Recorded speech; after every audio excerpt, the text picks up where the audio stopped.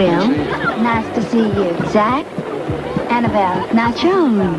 Appreciate the referral, Zach. More people than last year. Yes, sir. You've been avoiding me. Never. Everybody's been telling me how pretty I look thanks to you. I miss seeing you. I've never had a more cooperative patient. Thank you. Annabelle, you are a plastic surgeon's delight. Zach's been pressing me to set a date for the wedding. Well, everybody should be happily married. At least once. This is some kind of great party. You know, they said it was going to be a big splash, but this is ridiculous. How about saying thank you to your host, Dr. John Hill, ladies and gentlemen. John, and your beautiful, gifted, and charming wife, Joan. Stand up, Joan. And Joan's mind colleagues and everybody's fine, Rita and Ash Robinson. Thanks so very much. You know, it's a great honor to MC the Chatsworth Picnic here in Houston. There are more doctors here than in a soap opera. In the check room, I counted 400 stethoscopes. By the way, Don Rickles was originally going to come down here and vent his spleen, but he heard about the doctors being here, thought they would rip it out. Houston is the medical capital of the world, and I know you're proud of that. You know, there are more hospitals here, more hospitals than movie theaters. And the biggest stars aren't Paul Newman and Gregory Peck. They're Dr. Denton Cooley, Dr. DeBakey, and Dr. John Hill, ladies and gentlemen. Right. Actually, Doctor, when the party's over, I could use a lift, and I'm not talking about a ride to the Houston Travelodge either. That's the motion to work,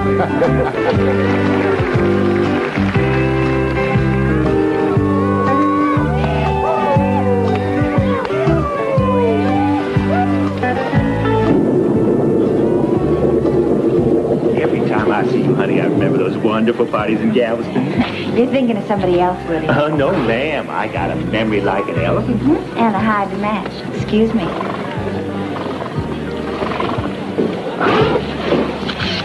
Pale destiny. One true love. Yeah, she's faithful. Performs predictably on a tight rein.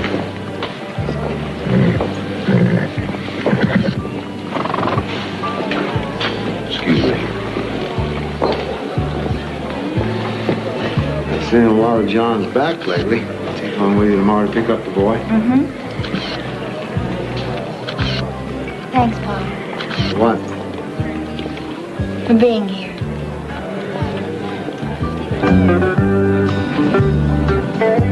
What do you think? Amateur job? I did it myself. Give yourself an appendectomy. Out in the oil fields. 500 miles south of nowhere. Not a doctor in the next 5 counties. Think he was out at some fancy party in Houston.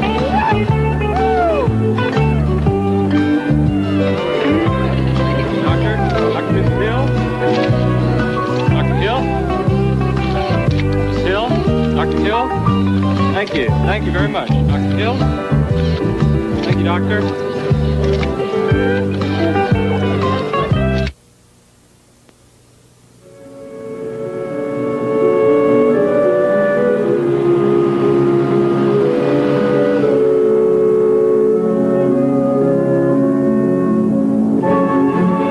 Why don't we stop at the motel? Maybe take a swim before we get to the camp. Who's expecting us?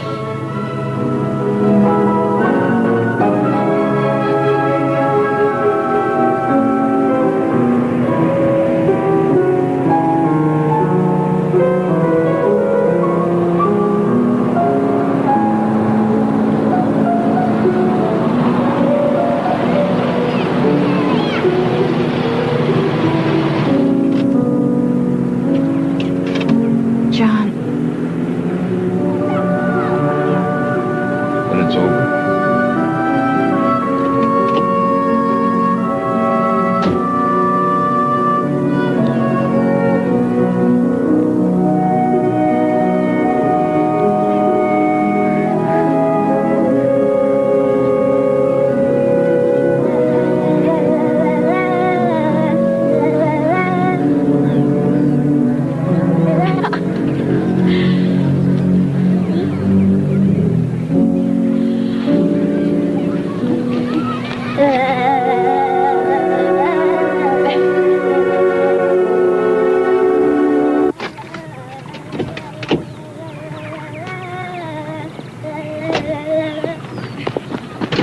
And Fairchild. Oh, hello, Woody. Oh, wait, it isn't Fairchild anymore. You got married. About 15 years ago. Well, I got to meet this lucky husband of yours. You'll have to go to East Texas. We're divorced. I really have to. Woody, emergency over camp headquarters. They need an OB man. Emergency? Someone's having a baby here? Yep.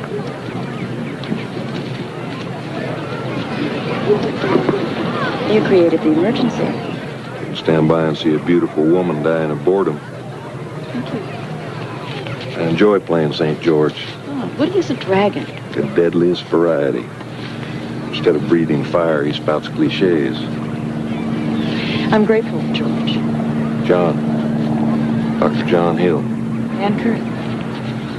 See you later.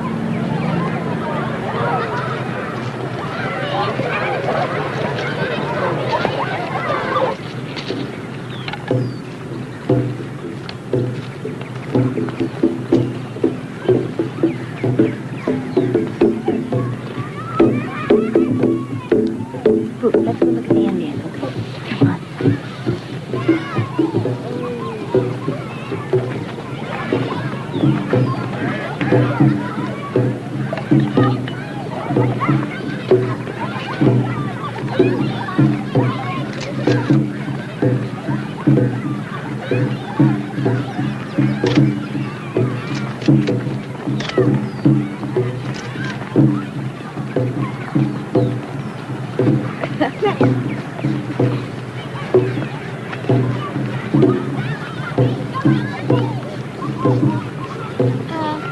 This is child's play. Let's go to the bike. Come on.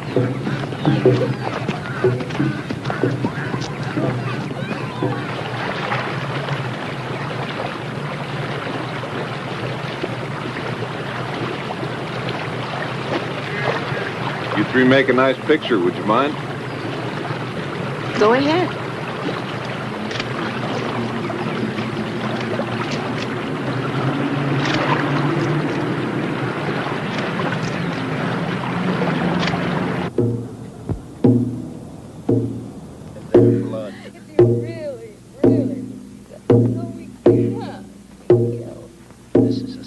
Let me fix you a drink. Thanks. Come sit down. Talk to me. Been sitting all day. My brother was infected by a vampire's bite. I'm going to make sure no one else has poisoned that again. Help me.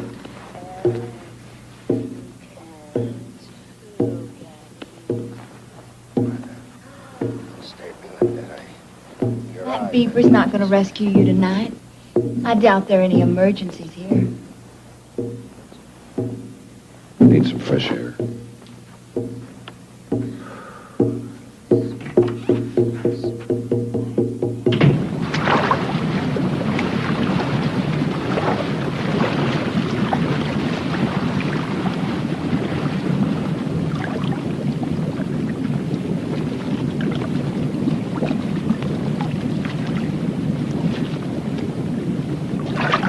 Good evening. May I join you?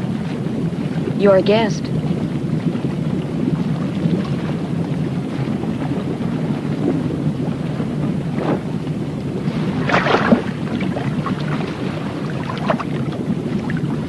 I'd like to apologize For what? for intruding on you and your boys. You must have thought it a little odd. Dragon slayers are eccentric. It's just that I was so happy to see you after so many years. You're sounding like Woody. We've never met, but when I was interning at Herman Hospital, you used to work in a junior league clinic.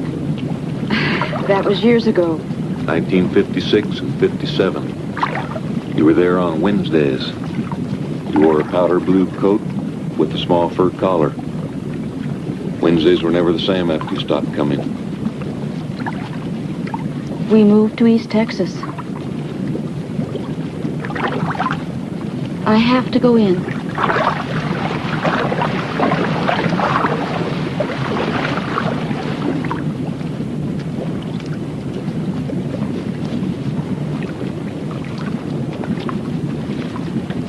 Night.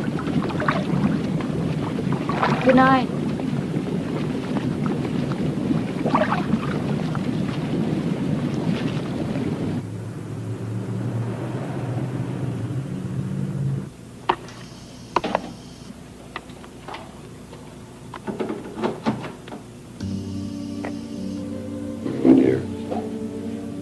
for me?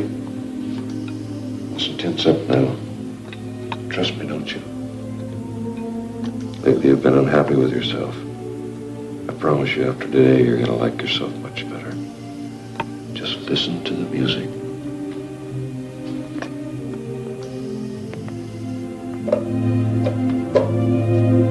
Phone, please.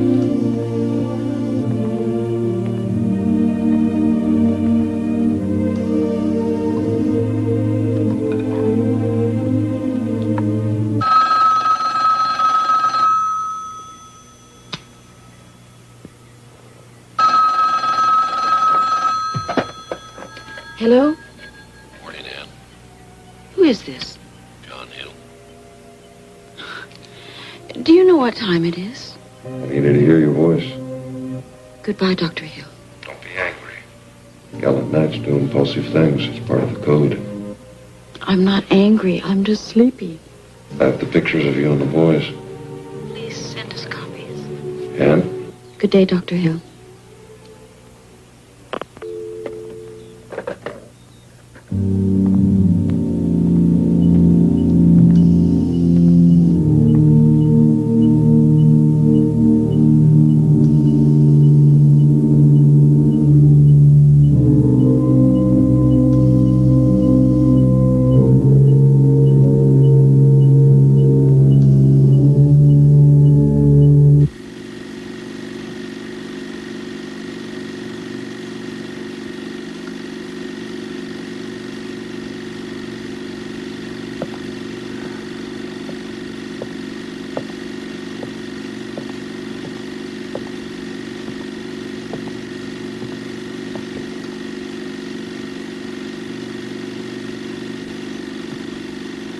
What are you doing?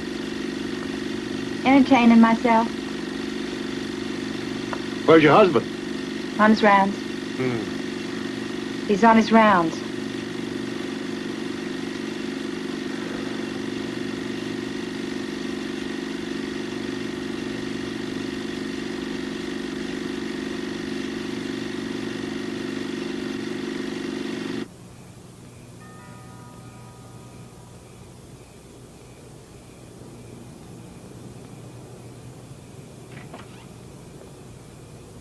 Good evening. Hello. I don't take no for an answer. In that case, you better come in.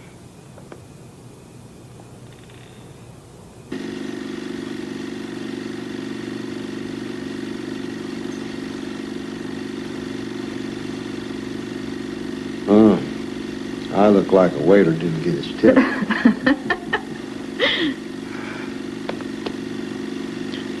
Turn that thing off. I don't like watching a dead man still walking around. Poor Julian. Yeah. Gone and soon forgotten. He didn't fit in the plan anymore. What plan? Plan are you talking about? John's master plan. He's got one, you know. He's reshaping the world till it suits him. His kid brother, being a switch hitter, was becoming an embarrassment to the successful plastic surgeon. So, Julian obligingly took an overdose. John was very good to Julian. John manipulated Julian. Kid even died on cue. Pa! People are important to the doctor as long as he can use them to get what he wants. And, honey, what he wants, he gets. This room. Look at it. He wanted it and he got it.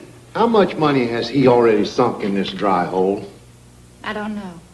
Well, I'll tell you one thing. That old country boy wouldn't have his music room, or this house, or any of it if it wasn't for you. Pa, you want to look at some pictures of me and Belinda? Sure, honey. Sure. You want to?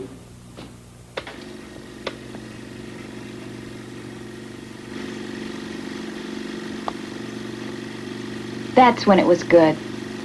Me and Belinda taking every trophy in sight. Very best. That's over.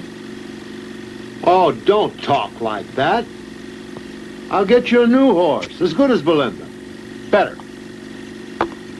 Yeah.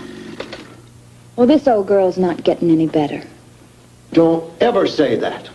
I won't stand for it. You're my girl. You don't give up. How many times you think I felt like calling it quits? Drilling for oil and getting sand. Big companies trying to squeeze me out. Banks chewing my butt. But they never beat me. Things go bad, they're bound to turn better. They will, I promise. If I ever promised you anything you didn't get,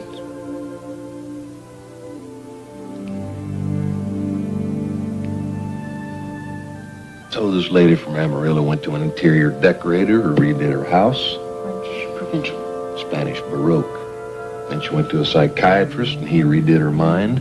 Early Freud. Just a touch of Jung. And I was supposed to rethink her face. Neo Loretta Young. Or Gertrude Stein. Oriental wind chimes. I beg your pardon. When you laugh, that's what I think of. Spring mornings, dew on the grass, and wind chimes. You're a most unpredictable man. Thank you. You take that as a compliment? After you've known most people for a very short time, don't you know exactly what they'll say, what they'll do? There aren't too many surprises. Lethal predictability, death on marriages. Children are different. With the boys, I never know. Does the unpredictable male adult threaten you? No. But the unpredictable married male does give me pause.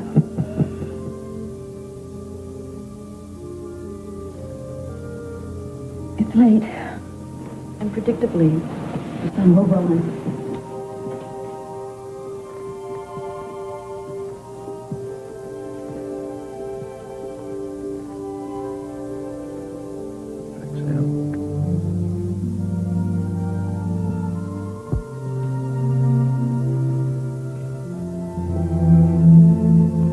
No early call.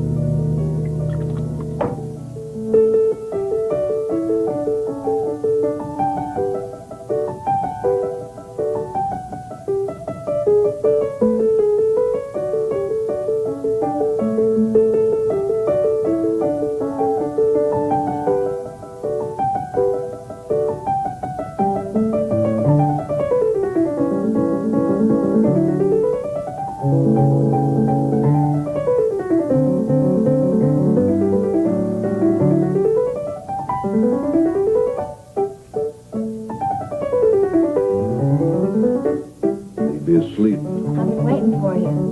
We have a recital next week. Would you practice tomorrow?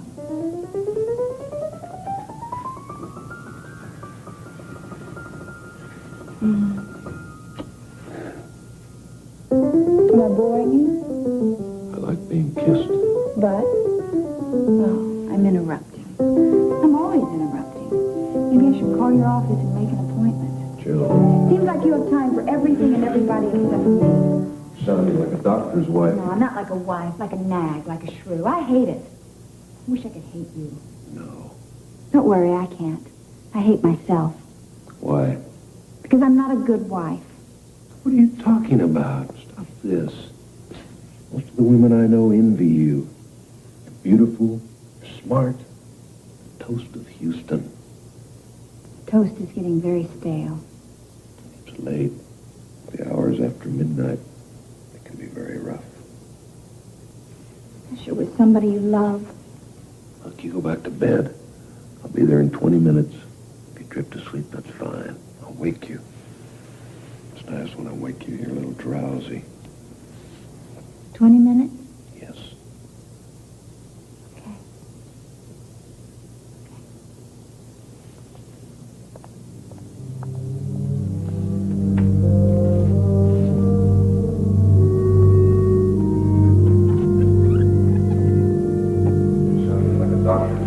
No, not like a wife, like a nag, like a shrew. I hate it. I wish I could hate it. No. Don't worry, I can't. I hate myself. Why? Because I'm not a good wife.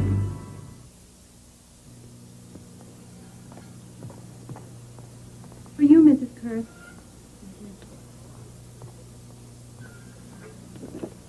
Yes? Diane, It had to be you. I'd like to pick you up when you're finished. I have my car here. May I follow you home? My parents are coming for dinner. I'd like to meet them.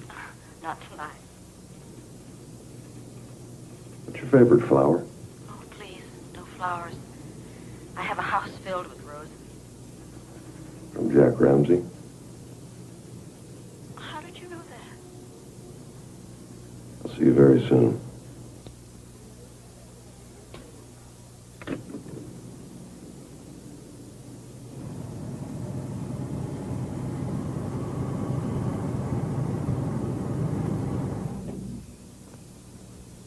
Took me a little while to find it. Those roses are lovely, but too commonplace for you. It's beautiful. And unique. No two are ever exactly alike. Thank you. Pleiades in autumn. And I'm supposed to say, what does that mean? It has to do with the stars. For 1 cup of coffee, I'll explain.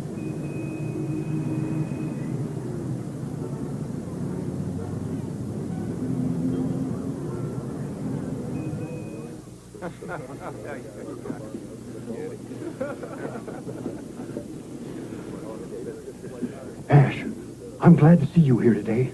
I'm here every day, Henry. Only place left in Texas where a man's privacy is respected. Ought to rename it the New Alamo. Nothing here but holdouts and diehards. Ash, I got a little problem. I can recommend the best urologist in Houston. Now, my problem's financial. Got $500,000 cash I have to invest before the first. I'm sure it was come by honestly. Now, you had some leases out on Wagnall Flats you wanted to unload? That was 3 years ago, Henry. Find someplace else for your $500,000. Henry's living in the past, trying to buy oil leases out at Wagnall Flats for 1965 prices. How's Rhea? Oh, tolerable. And the girl? Joan's fine. Why am I lying to you? She's not fine. Third marriage and it's not working out.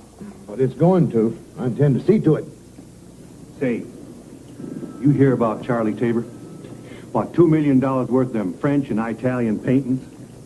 Man's colorblind. Great investment, he says. Great. Turns out they're fake. Painted last year up in Tulsa. Charlie and his wife are moving up to Fort Worth, aren't they? Huh? Nobody up there will know the difference.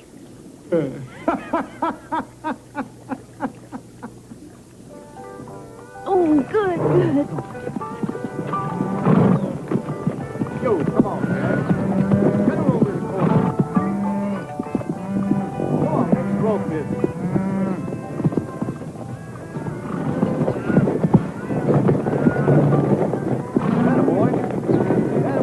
Come on, Jack, come on.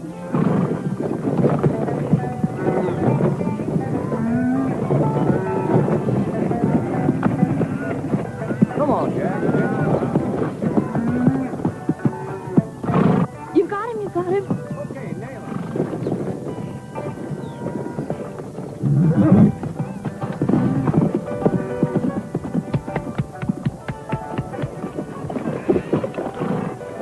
You haven't lost your touch. You inspire me. I need you around here all the time. I'm going to put you on a payroll before somebody steals your wig. I'm still not looking for anything steady, Jack. You sure? If I change my mind, I'll tell you. Good doctor cut me out. No, We've been seeing him. everywhere I turn. Maybe you and I should take a little intermission, Jack. I thought he was rope tied and branded. He's talking divorce.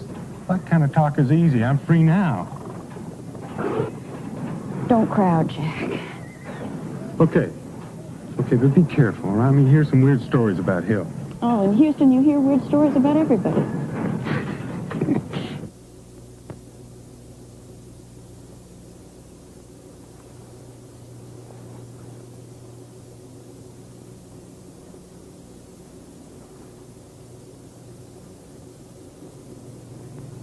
What do you think, Doc? Well, we can restore the line of the nose, change the eyes, modify the jawline. So when you're all done, I'm going to look like Cary Grant, huh? Or maybe like you. My own image. Hey, I wouldn't mind. The bone structure's too dissimilar. Hey, Doc, anything you do with my face, it's going to be an improvement. Anyway, you're the guy that fixes God's mistakes, no? You should write advertising copy. Yeah, you know, I was telling my old man the other day what you were going to do. He said, why? Maybe like you as you are. Nah, what he meant was you make big bucks up in Houston. What do you want to waste your time with me for? This isn't a waste of time, Caselli. I can try new techniques here that I can't with my regular patients. Gives me a chance to learn. Maybe help somebody at the same time. I'll be back next week. We'll start with the nose. I'll be here. You can count on that, Doc.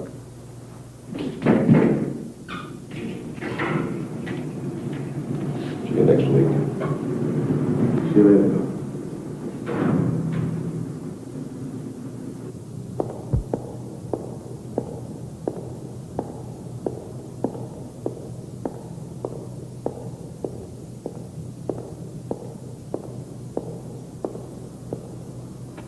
Guard.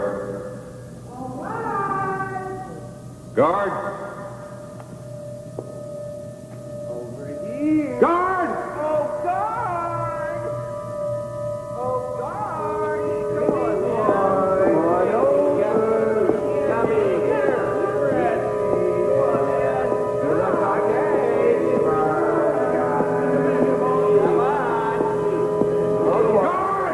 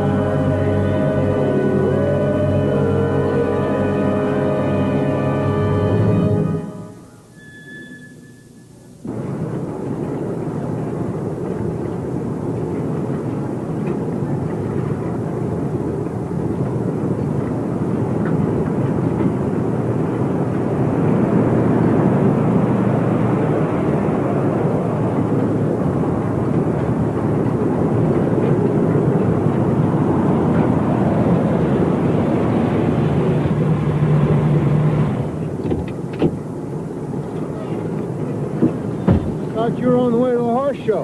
I had to talk to you. What's wrong? Everything. What the hell am I doing? Why am I going off to a horse show when things are the way they are between John and me? He does as he damn well pleases.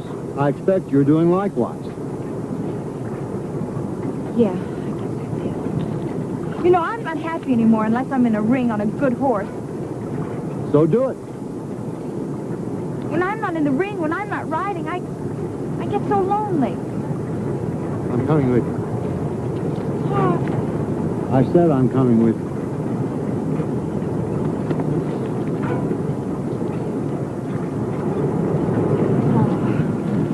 am I ever going to grow up?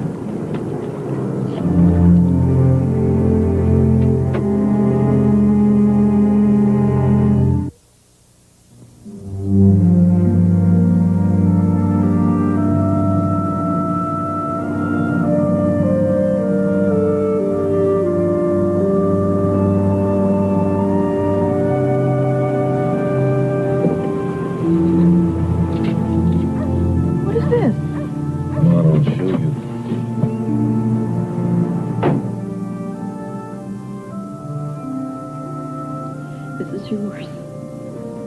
And I filed for divorce. I'm starting a new life here. You're the most important part of it. You're going way too fast for me. I'm back there in the slow lane. Trust me. You're too unpredictable. Consistent. I've been in love with you ever since I used to wait for you every Wednesday at Herman Hospital. 13 years ago. Maybe you feel you've known me all that time. I don't know you. Give us a chance. See if I can't show you what I think we could be together. See if I can't make you feel complete. thought we were going on a picnic.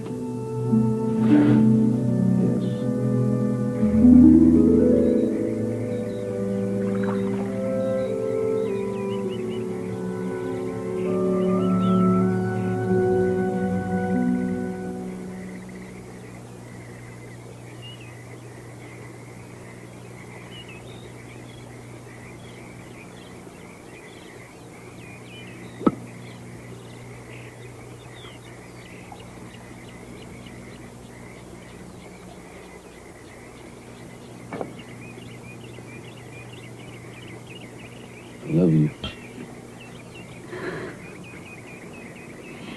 This is nice, being here with you. I need you to know me, Ann. In a way nobody else ever has.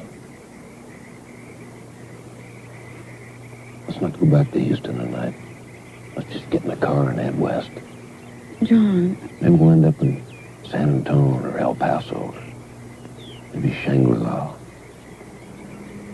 What about your patient? You fix that. Fix that. Please, let me have this weekend with you.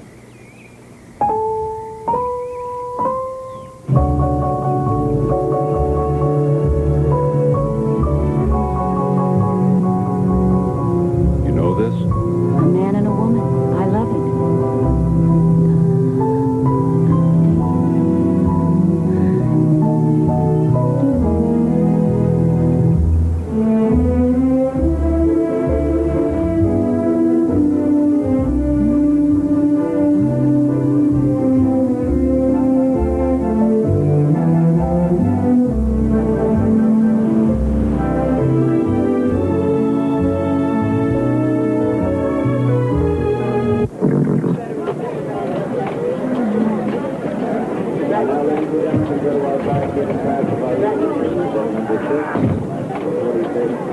Okay, let's go. Come on. Hey, how you doing? Andy, you want some ribbons, huh?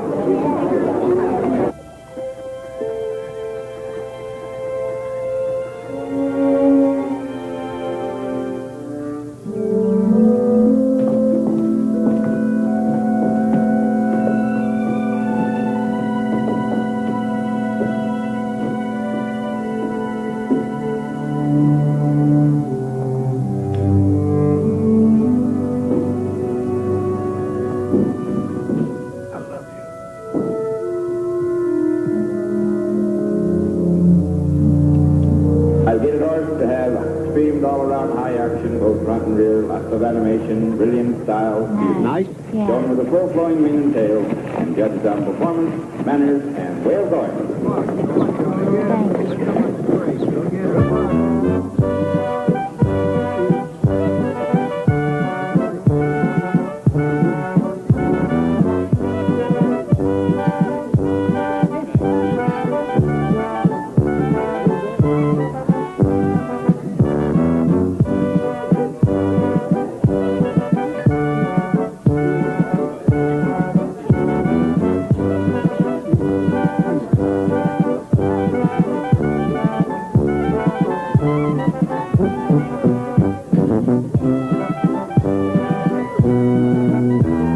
Good luck, Connie. I get it ordered. American Saddle. Thanks, Tom. And this is the American Saddle Bed, and it's being registered Saddle Horse Show Horse. This is what they're referring to, the American Saddle Bed as the blind get it home.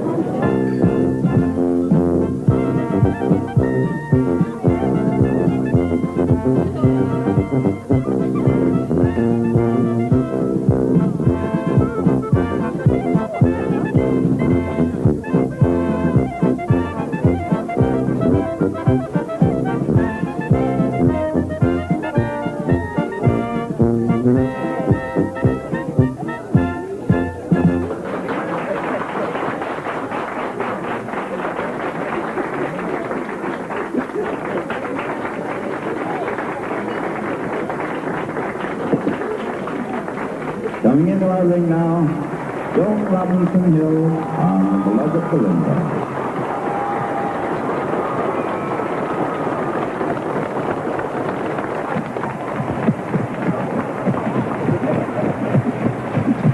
tells me I can have a full-time job playing the tuba. But he's going to have to pay me in knockwurst and sauerkraut. Well, I think that's perfect. You, huh? Yes. I'm glad you're here. Yes. I feel like this is the first day of my life.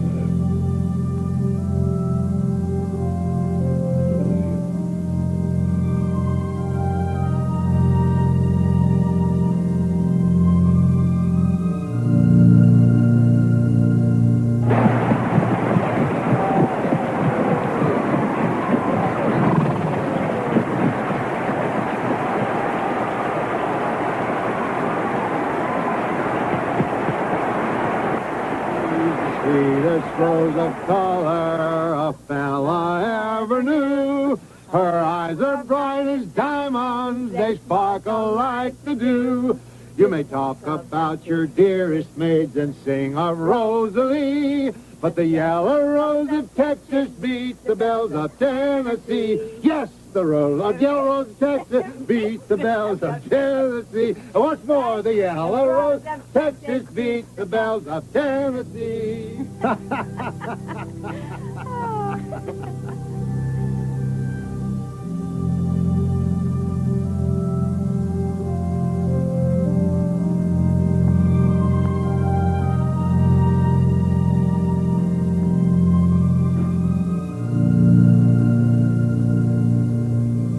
Are you all right?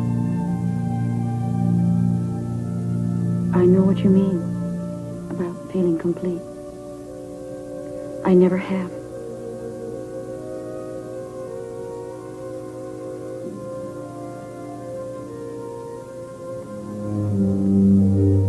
I love you.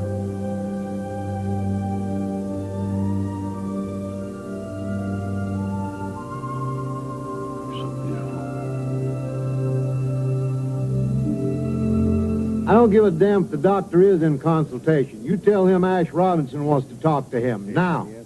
That's right, immediately. Excuse me. I told him to hold my calls. Story of my life.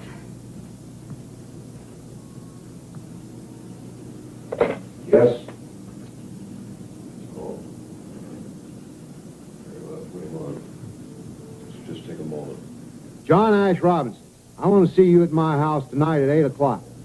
Sorry, I can't make it. I'm not giving you an option. You be there or you'll lose everything. I promise you'll never see Boot again. Is Boot sick? Just be at my house, 8 o'clock tonight.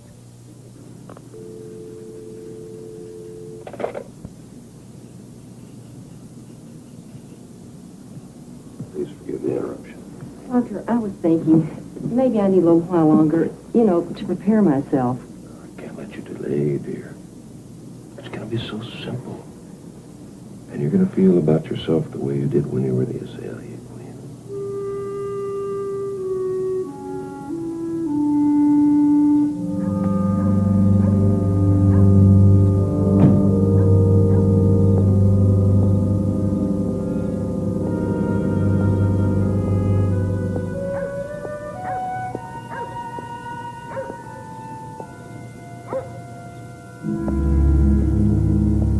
Let's get down to it. Let me start by saying this is my last command performance here. Is that right? From now on, when you crack that whip, I don't jump through the hoop.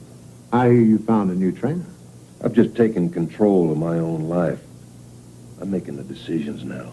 For me, for Joan. And you decided on a divorce. That's right. Shouldn't you have talked it over with Joan? It's her marriage, too. She knows this is best. There's been nothing between us for too long. What about Boot? You'll be better off in the long run. As simple as that. You got all you want out of Joan and out of me, and now it's time to move on. Ash, I wish I could make Joan happy. For 10 years now I've tried. Now it seems like the fair thing to do is step aside and let her find someone else. Very generous, Doctor. Of course, for consolation, you have Ann Kurth, the big house down the drive, the $1 million music room. We'll work out a fair settlement. I worked it out. This is between me and Joan. We're talking money, Doctor. My money. The money that changed you from a greenhorn country boy to a big city know-it-all. The money that put you in that big house and started the music room. I'll repay whatever... You separate from my daughter, and you'll deed all interest in that house to Joan. You'll agree in writing to make all payments until it's clear. You'll take out an insurance policy to pay for it in case you should die suddenly. That house never meant anything to Joan. It does now. The party's over, Doctor. You've had your fun. Out to stud at 40. A lot of men try that at your age. Joan understands. Now tonight, you go home. Be a good husband, good father. We drop both these divorce actions. What do you mean, both? Joan's countersuing. Unless you do as I say, exactly as I say, there's going to be one hell of a court fight. And your new lady love and her children are going to be right in the middle of it. Don't drag Ann into this, Ash. She's already been served a summons. Now, you fight us, Doctor. When it's over, you're not going to have Ann Kurt. You're not going to have the big house. You're not going to have the music room. And you'll be finished in Houston. And Joan wants me back? On these terms? She's waiting for you at your house.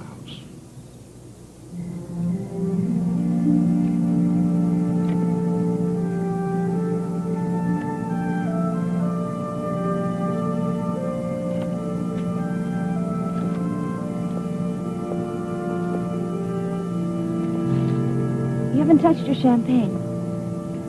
Me?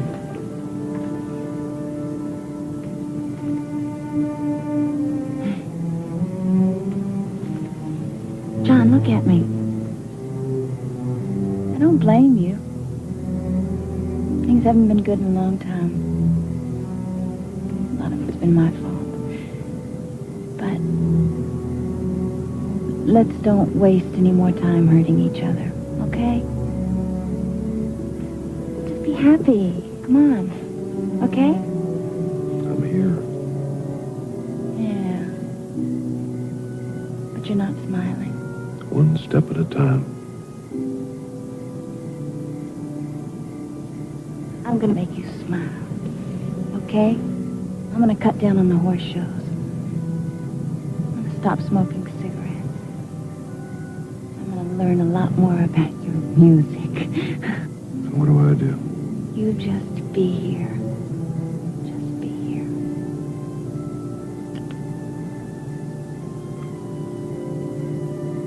The man who's been calling, he has this crazy piano, has a real funny name. Busendorfer? That's it, a Busendorfer. Best in the world. A Stradivarius of pianos. I'm looking for one for the music room. Well, I just happen to have his number. Give him a call. Where do you see a Busendorfer? It's 10 feet long. Beautiful wood. And a tone that'll raise the hairs on the back of your neck. Are you smiling? Yes? You are.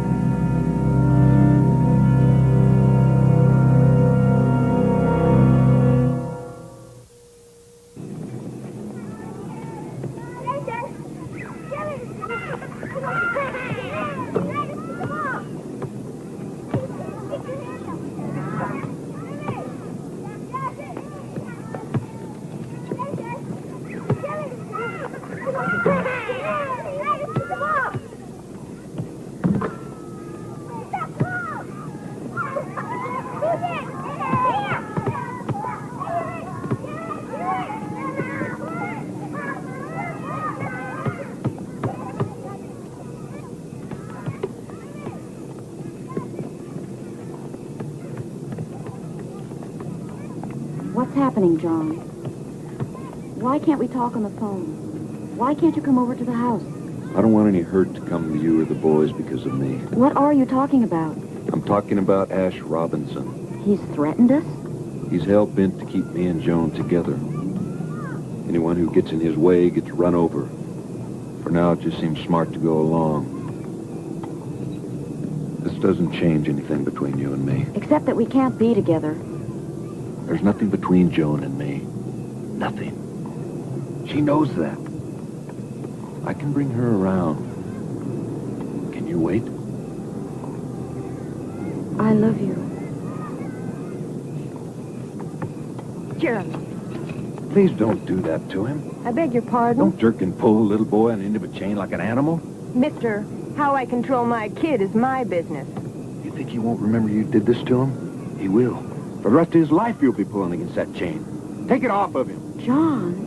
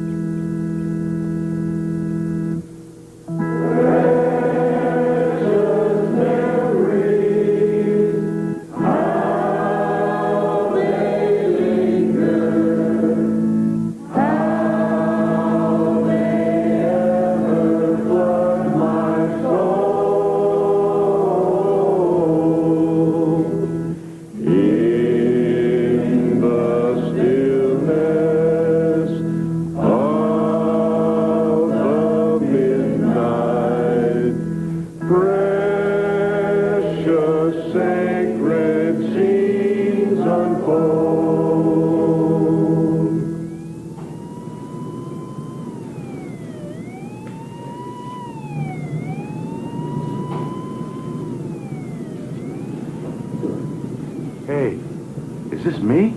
Are you pleased? Yeah, it's just, you know, a shock. I look in the mirror and I see a stranger. I developed a new technique for treating the hooded eyes. You did make me look a little like you. Yeah, Dr. Caselli. Dr. Caselli, sure. I'd be more like that doctor in the movies. He's real handsome and respectable and all, but then he knocks back this potion and he's rotten all the way. Dr. Jekyll and Mr. Hyde. One of my favorite stories. Who'd ever guess Hyde was in here? We all had two sides, or more. If I can ever do anything for you. Next time you're on parole, give yourself a break. Did you ever go the other way, Doc? Take a good-looking guy and make him ugly? Not yet. Ho, ho, ho!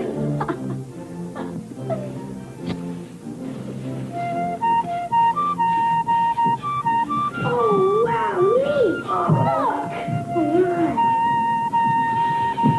Merry Christmas! Merry Christmas, Merry Christmas.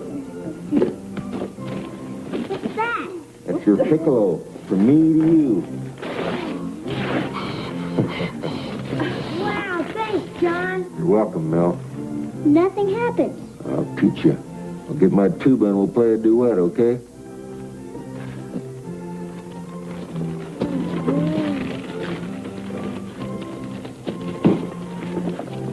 I have to go soon, baby. Merry Christmas. Merry Christmas.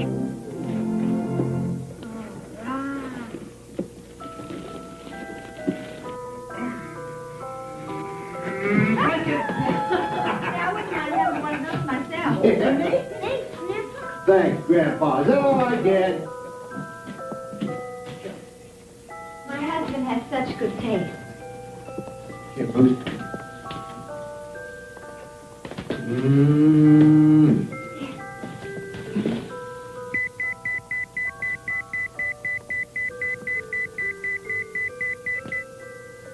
Excuse me. I have to check in. Let somebody else get it this time. Christmas Day.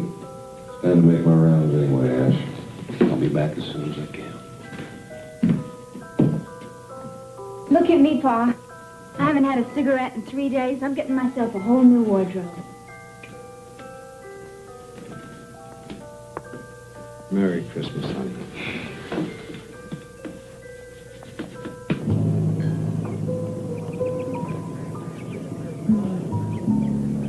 I told John we were having lunch here. He's going to try to stop by. Then it's still on with you two? Yes. No. Oh, Mary, I don't know what to think. I saw John's picture in the Post the other day. He and Joan at a party. He looked miserable. I know the feeling. He wants to marry you? If Joan will be reasonable. Excuse me. This is Colonel Feaster for you.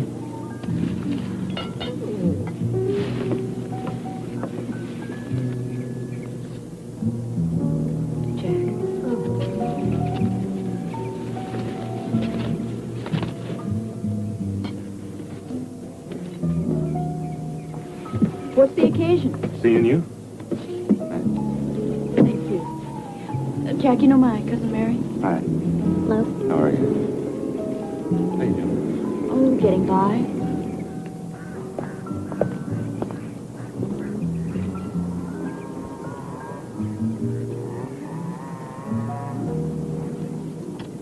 Thanks again. Yeah. Well, that cutting horse needs some work, and I need some inspiration. I'll call you. Bye.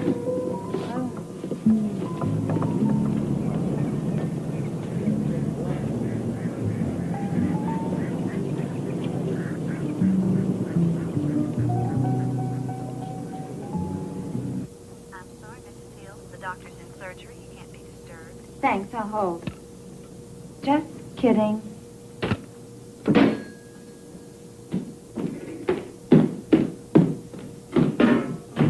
Let me go over these files and we'll get something to eat.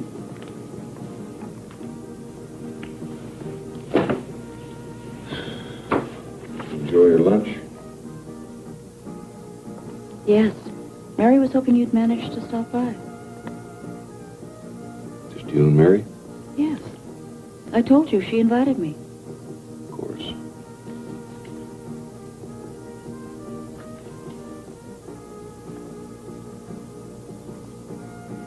You've left the light on in the bathroom.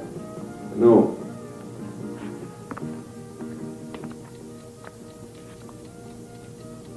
Raising your own penicillin? Trying to find the source of an epidermal rash.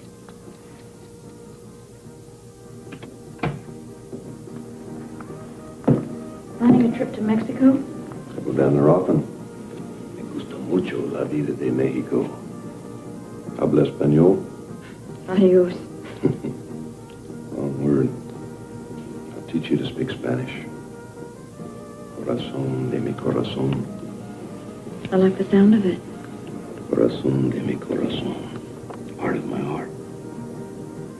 Oh, you love Mexico. Life's easy. Open. Come on, I'll buy you a Mexican dinner. Querida mía.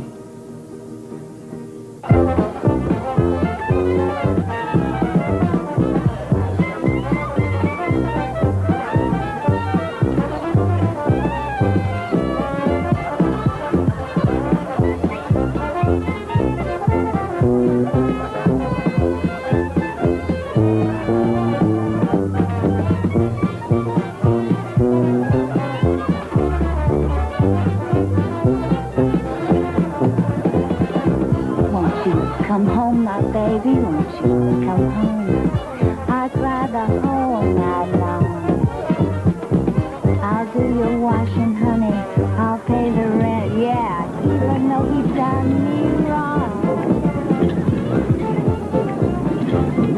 You're looking sensational tonight, Jody. Well, thank you very much. I have on a new dress, my new shoes, my dancing shoes. I plan on dancing every dance all night long. Well, you'll have to give John a chance to catch his breath. Shoot, I taught him how to dance.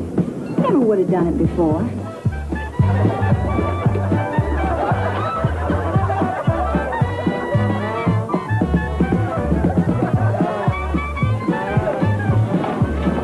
Hey, Doc.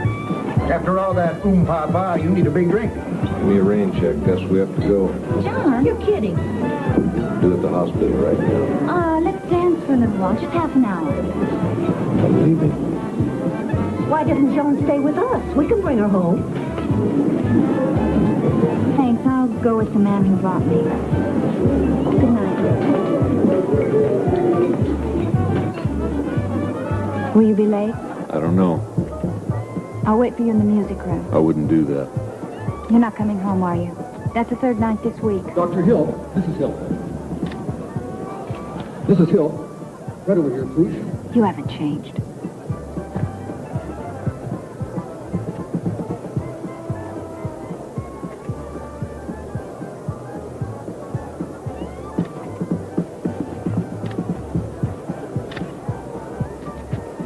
Nothing's changed.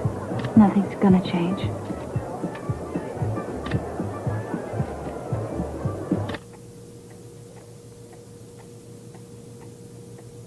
Why are you looking at me that way? I'm worried about you. You seem so keyed up. Is there something you're not telling me? Maybe you're the one that's hiding something, feeling guilty. What do I have to feel guilty about? Have you been seeing Jack Ramsey? No, I haven't. But if I had, I wouldn't feel guilty. You're using him to pressure me into doing something about Joan. Pressure you? I've never pressured you. 6 months, 7? When have I put any pressure on you? Well, you don't do it, obviously, but you have your ways. I feel it. You're doing this to yourself, and I don't want to stay here and watch it.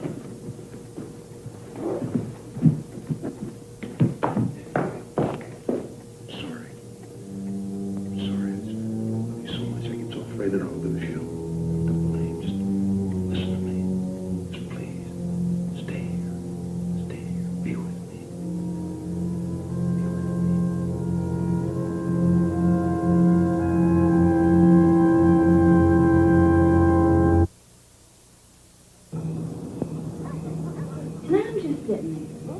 So all of a sudden, this miserable churnhead throws the shoe and hits the judge. Not only does she hit the judge, but she hits the judge right in the rear of her $200 riding breeches. Needless to say, this old girl did not take a blue ribbon in that show. Ladies, it is time for the pièce de résistance. Ooh, whatever that is. That, my dear, is French pastries. Oh, where are you going to find French pastries? I have them ready to serve. Oh, I'll help. No, relax. This is my show. Thank you. Excuse me. John's in a good mood. When he wants to, he can charm a mule into being a thoroughbred.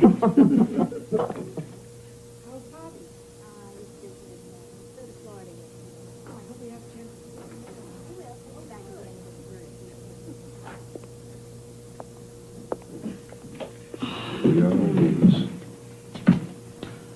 Oh, they look delicious. And fattening. This is for you. Gina? Oh, thank you. Marion? Thank you. We don't get to choose? Doctor knows best. Well, I never eat pastry, but when it's served to me on a silver platter... My cream puff looks good. You always order chocolate. That's why I gave you the eclair. Okay. This is the life. Good friends, good food. It is good. I know it.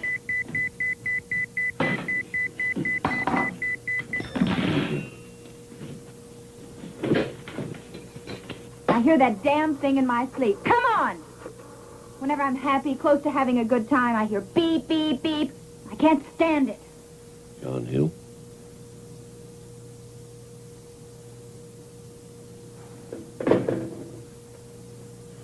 Emergency.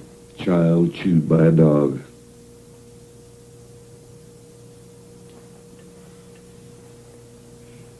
Sorry. I'll be back when I can.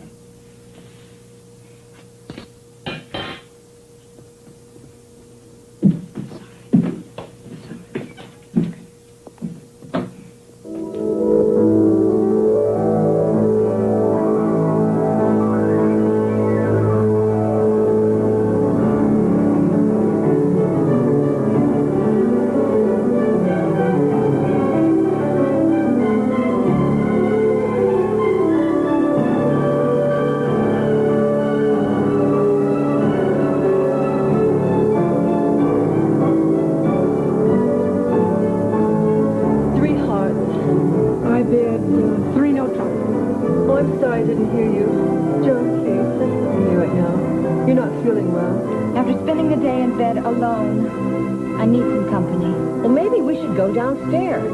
What? Playing that shabby din downstairs when we have Houston's new Versailles? Anyway, I wouldn't be close to my husband. That isn't what he prefers, but that's tough. Joan, he's hearing you. I don't care. I want him to. I pass. Reno Trumpeter? You know my husband still has his own apartment? Joan, please. Spends more time there with his girlfriend than he does with me. Oh, but you two know that, of course. This is embarrassing. Please lower your voice. You might think I'm telling secrets. You see, nobody in this family is allowed to have secrets except John. You know what my husband is? I'm not staying.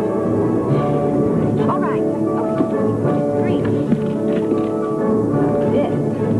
My husband is a real...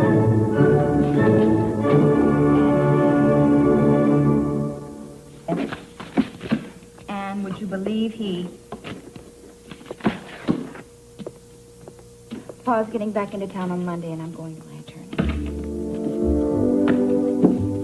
I'm tired of always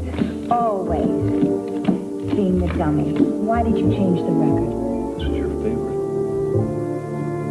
Why don't you two dance? May I make up for what I didn't do last night at the party?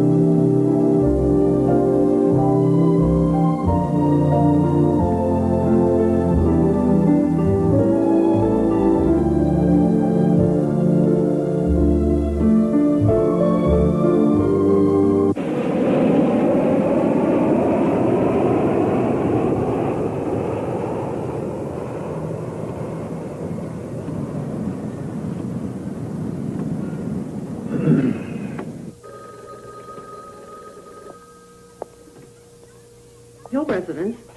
Let me speak to Joan. Ash, this is Gina. Joan's a little under the weather this morning. What's wrong? John says the flu.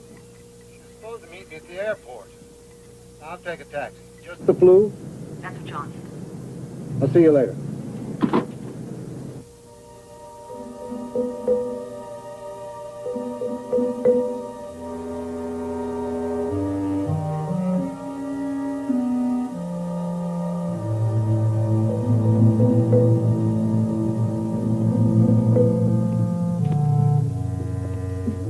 I thought you were taking it easy. Oh, I didn't want to stay in bed all day. I don't know what's the matter with me. I've been vomiting, now I have diarrhea. Can John help you?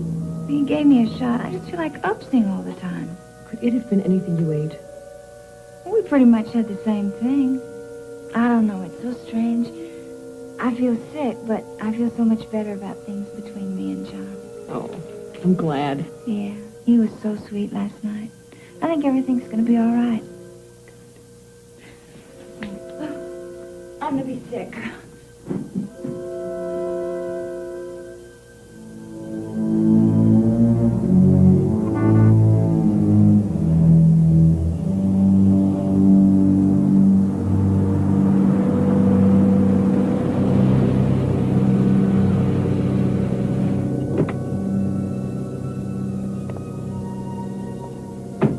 How is she? She's rested. Could be a virus, Ash. I'll stop by the drugstore on the way out and have some medication sent on. Wilma, Yes, Dr. Hill. take all phone calls today. I don't want Mrs. Hill being disturbed. Come on, boy. Don't want you late for school. Ash, it'd be a good idea for Boot to stay with you and Rhea until Joan's feeling better. Right.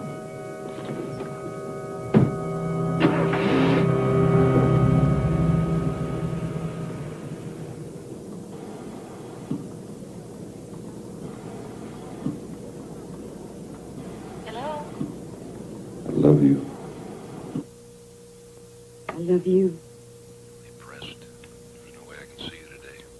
I miss you. Plan a recital tomorrow morning at 10 o'clock at Crockett Elementary School. I'll see you there.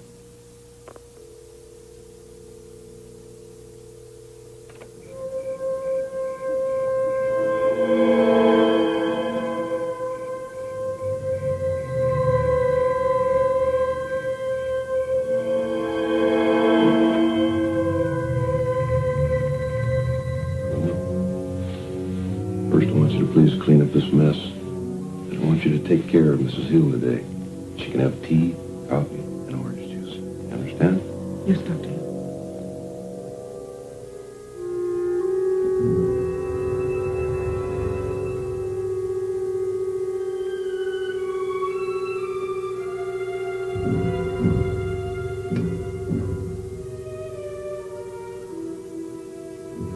Norma? Yes, ma'am. Elizabeth. Come on. There we go. Come on, dear. Come on.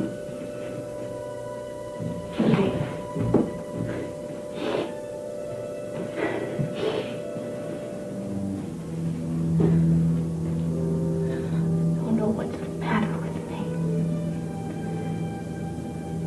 I've never been this way before. Like a baby. So helpless.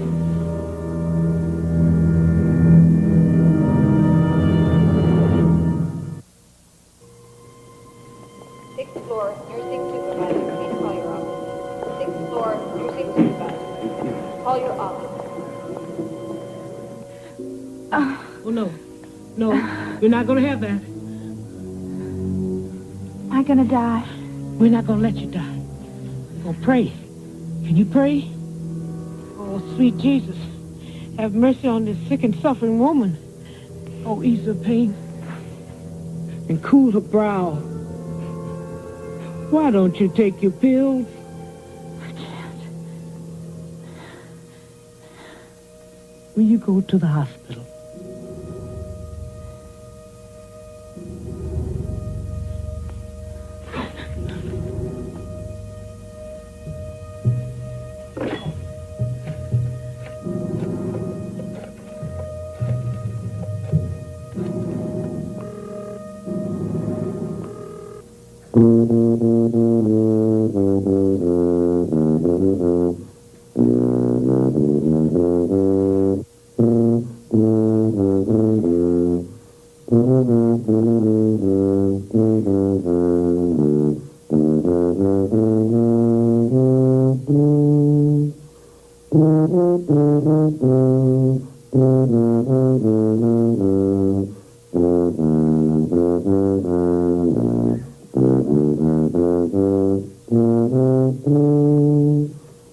May I speak to Dr. Hill, please?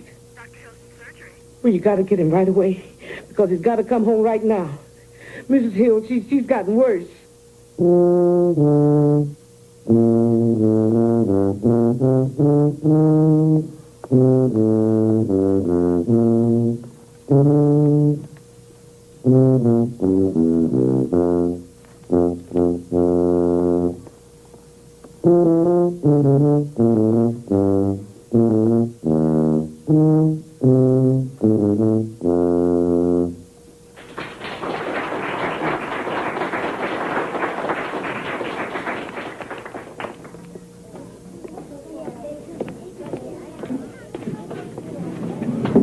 I have to go home. Joan's sick.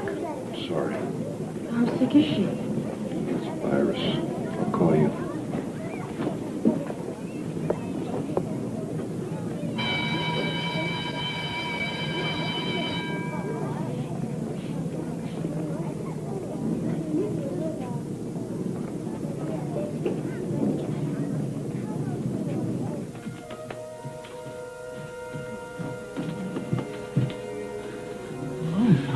She's going to the hospital, Rita. Did you call an ambulance? I'm going to take her in the car. Can you make it?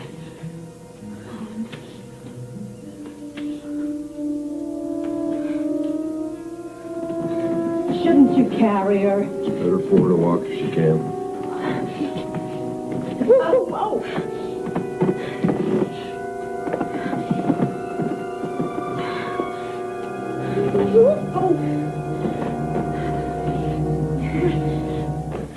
What's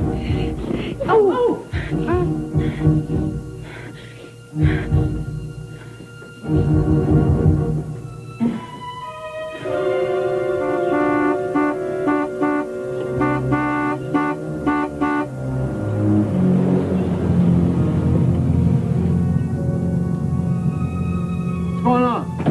Take her to the hospital where she'll be properly looked after.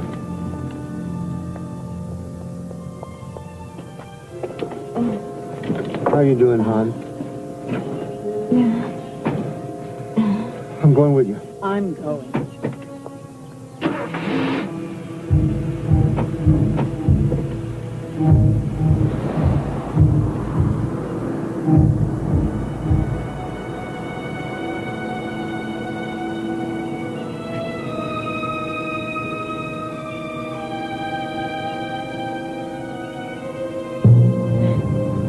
Why are you going so slow?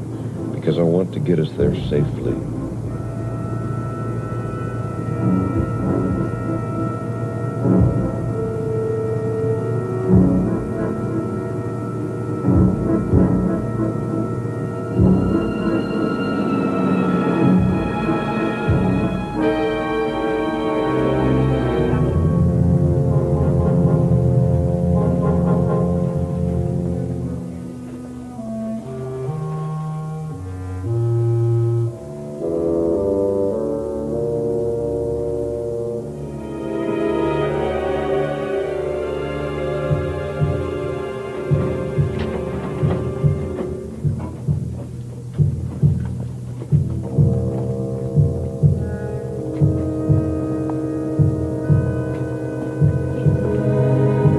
What's wrong with her? What's happening? Blood pressure's down, so they put her on IV to build up the blood volume.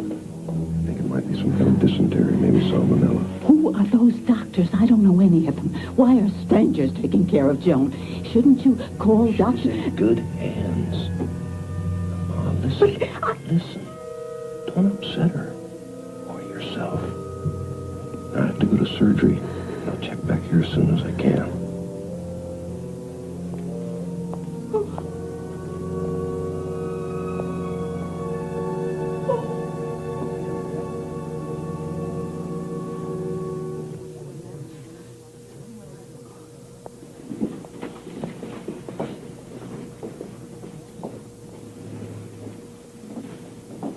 How you doing, hon? Fine, Pa. It shouldn't be happening to my healthy girl. Gotta get you well and out of here. They're treating you good? Yeah. Any doctor you need, we'll round him up. That's one thing Houston's got. More MDs than flies.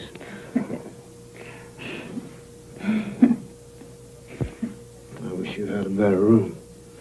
You watch. I'll fill this place with flowers. Yeah. Oh, I'm tired. No. I'll see you in the morning. Okay. Wait.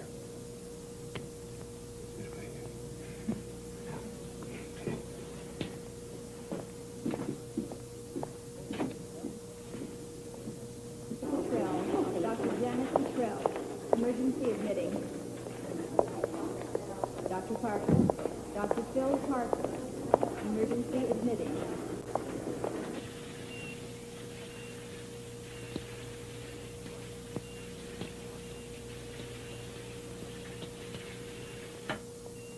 I'm moving Joan to the medical center. It'd be very dangerous. Why did you bring her here? Because it's a fine hospital and I can be close to her. This is close? Everything they could possibly do at the medical center, we're doing right here. Tomorrow, if her condition hasn't stabilized, we can talk about moving her. She's never been this sick before. Ash, her blood pressure's rising. She'll be better by morning.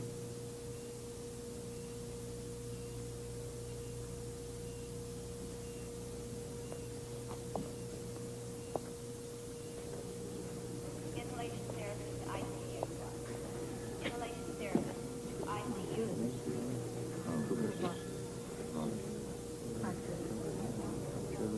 Dr. Shader. Please call the page operator. Dr. Oscar Shader.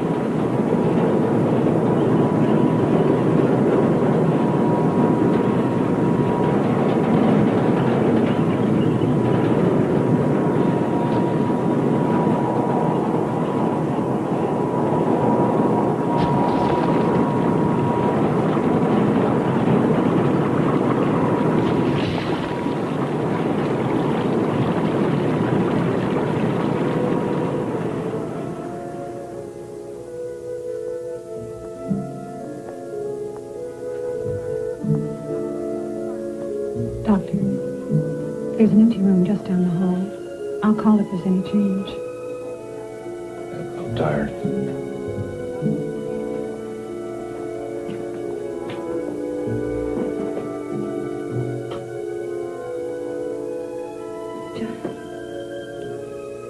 There's John. He's resting. Shall I get him? No. Let him rest. I used to cry. I've seen the pictures in paper. That was a good time.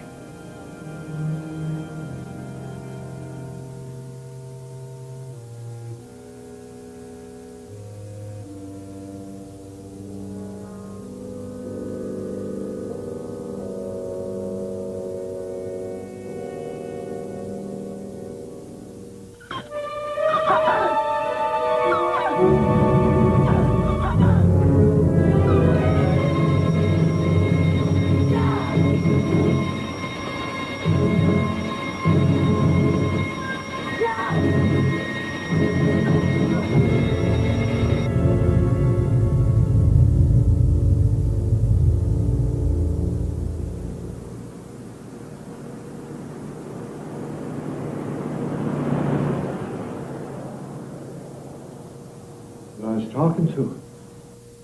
She smiled at me. It was just a few hours ago. It was renal failure. Kidneys stopped functioning. You told me she was going to be all right. I knew she needed help. I wanted to move her, but you told me she was getting better. I thought she was. Can't be. Can't be. But nobody's to blame. Everyone did everything they could. Oh, I don't believe it. Oh, I can't. Where's Booth? What? He's asleep. Gosh, feel like a sedative or something. No. I don't want anything from you. You get away from me. Get out of here and let me be.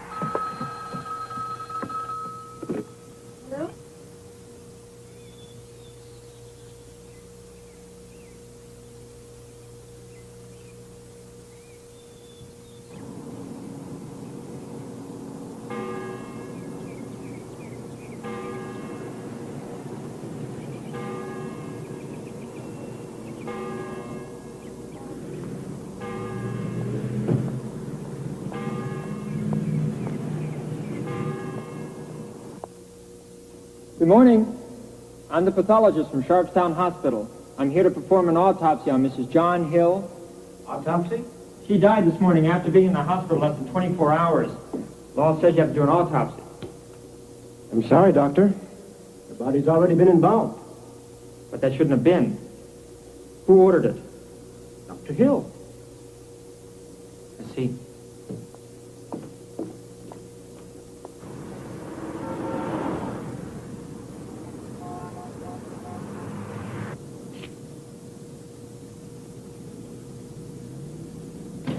McMaster? That's me. Please. Have a seat, Mr. Robbins. I came down here to see the district attorney. Yes, sir, and you were referred to me as assistant. Please. All right. My only child died Wednesday morning. Funeral's today. Yes, sir, I know. I'm very sorry. I want an immediate investigation into her death, and don't tune me out as a crazy old man. You hear what I've got to say. Less than a week ago, my daughter was in perfect condition. She was suddenly taken ill after eating French pastries, practically hand-fed to her by her husband. He's a doctor, plastic surgeon. I know, Dr. Hill. I've got witnesses to this pastry hocus-pocus. Starting Saturday night or Sunday morning, Joan began vomiting, had diarrhea, fever. Her husband did not call in another doctor, tried to keep everybody else out of her room. Tuesday, when he was forced to take her to the hospital, he chose Sharpstown, where there's no intensive care unit. She was treated by doctors who have never seen her professionally. 15 hours after she was admitted, Joan was dead. They rushed her from the hospital to the embalming table before an autopsy could be performed. Violation of state law. I'll get into that with the coroner. The so-called autopsy after the embalming said she died of pancreatitis. I've talked to a dozen of the best doctors in Houston, and they all say it's highly unlikely my daughter died of pancreatitis. I want this office to do something about it. Yes, sir. I'll get right on it and get back to you next week. No, sir, that's not good enough. I want the coroner out to that funeral home today, before they close that coffin.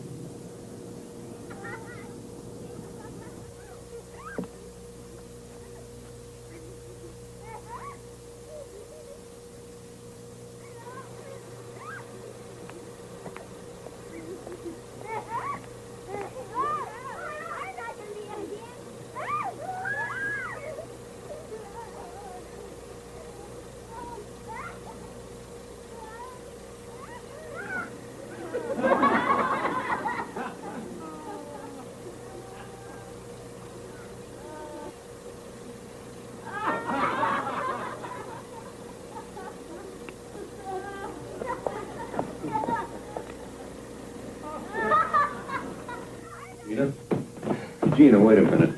Sorry I disturbed you. Look, Robert's been so upset. We're just trying to cheer him up. Why did Joan die? The autopsy report, she developed pancreatitis. And you're a doctor. You knew how sick she was. Why didn't you help her? Did help. She should have been in a hospital before Tuesday. About hospitals. She didn't want to go. And then on Tuesday, I said I was taking her anyway. I had to literally pick her up and carry her down these stairs. Pancreatitis.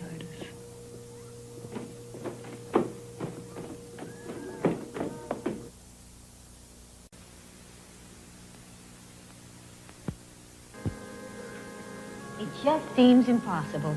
A week ago, we were with her. And she was looking so great.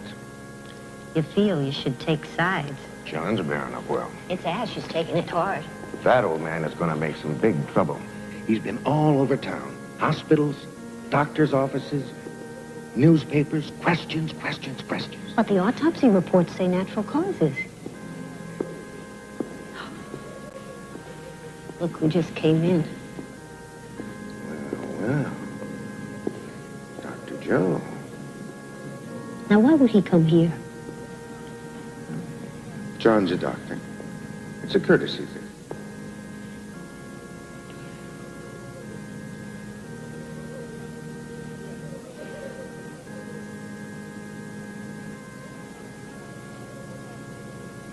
I'll bet you a steak dinner Joe Yahemchek isn't here as a friend of the family. I bet he's here officially as county coroner.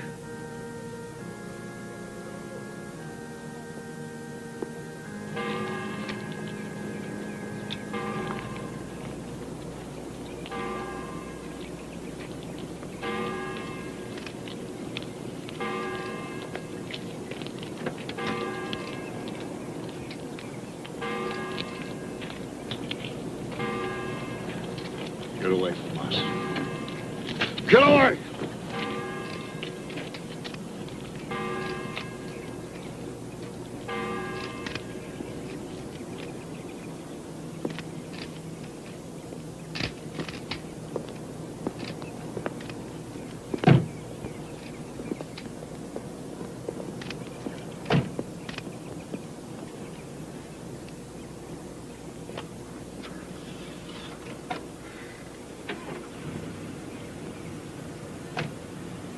I need to clear my conscience. Praise the Lord. Please let me confess. Free myself of this burden of guilt. Amen. And find peace. My wife is dead. A fine woman. Now, when it's too late for me to make amends to her, I know I wasn't a good husband. I've lived only for myself. Money, recognition, success. They came first. I had no time for those that loved me, depended upon me, needed me. I can't ask my wife's forgiveness. It's too late. But I'm begging God's forgiveness. Amen. Your forgiveness. I promise to work to change my ways with God's help and the support of my brothers and sisters in Christ. Amen.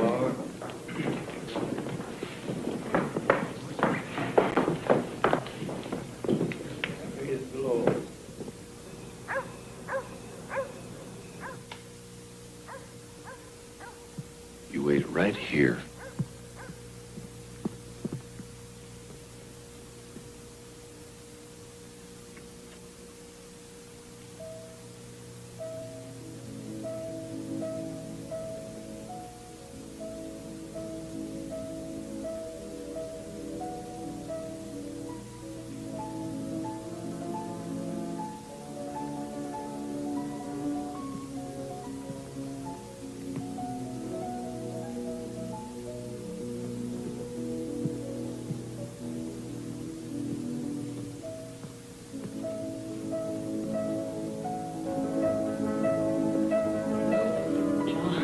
It's incredible. When you told me about it, I couldn't picture it. Nothing like this. You really like it? Because it suits you. It is you.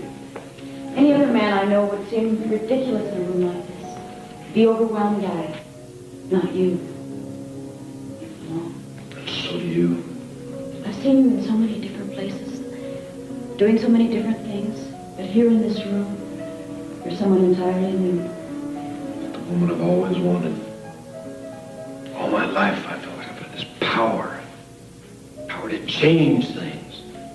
To make the world my world. The way it should be. Till I didn't know that's true.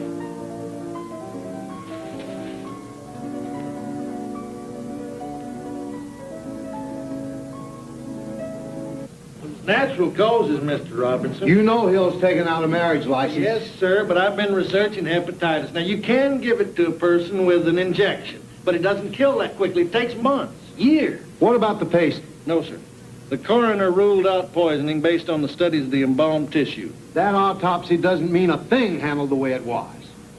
Well, let's consider the alternatives. The way I see it, we have too many questions and not enough answers. The district attorney's office is prepared to convene the grand jury to investigate alleged irregularities in the death of Joan Robinson Hill. Do you, Anne, take this man, John, to love and to cherish, to honor and obey for as long as you both shall live? I do. The rings, please.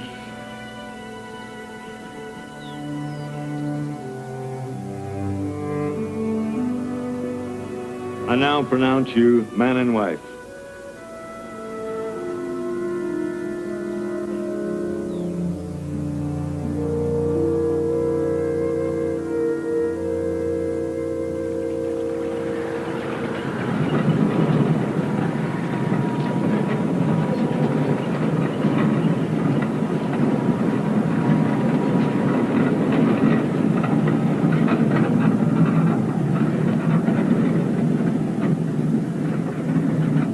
Not bad, Ash. Not bad, hell. It's damn good, and you know it. Yeah, there must be something wrong with it, or you wouldn't want to sell it. You got a suspicious turn of mind. Well, after 40 years with you, what's eating on you, Ash? Out of priorities. I don't have time to fool with this now. Ash. Can't you let it be?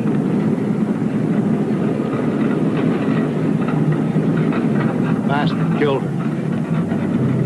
Thinks he got clean away with it. I mean to nail him.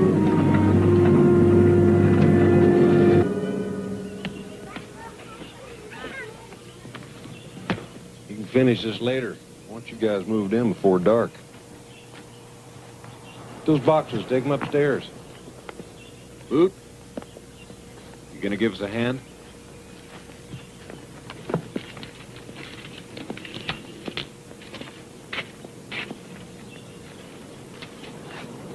Slowing down? John, Too late for second thoughts. I don't really think I'm ready for this. Damn. This is our home. Yours, mine, and the boys. We were doing fine at my place. Too small. And too far from the medical center. We could find another house. Nothing to compare with this. I think I'm being foolish. I think you're tired. We'll build a new house someday. I promise. But for now, this is home.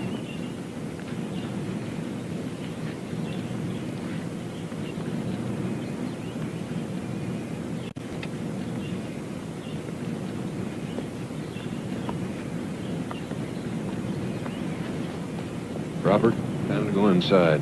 It's Tom. I see it is. Inside, please.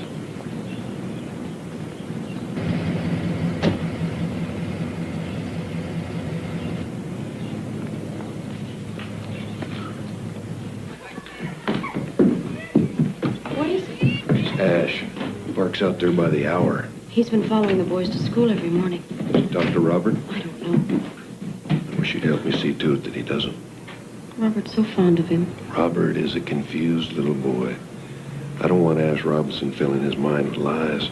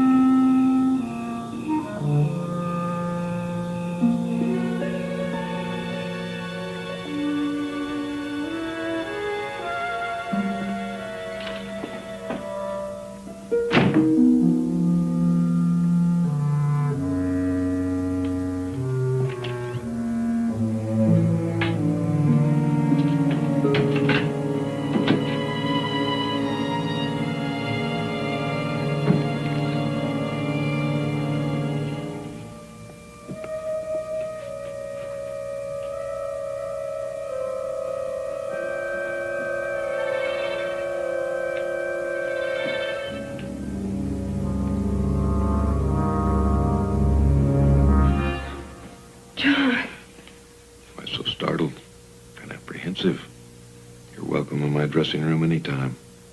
No forbidden rooms. I'm not Bluebeard. I'm Dr. Jekyll. Sid Jekyll and Hyde. I found these things of Joan's. I didn't know what to do with them. You're upset. I'm feeling like an intruder. Anne, you belong here. With me. With the boys. Our boys. I better say goodnight.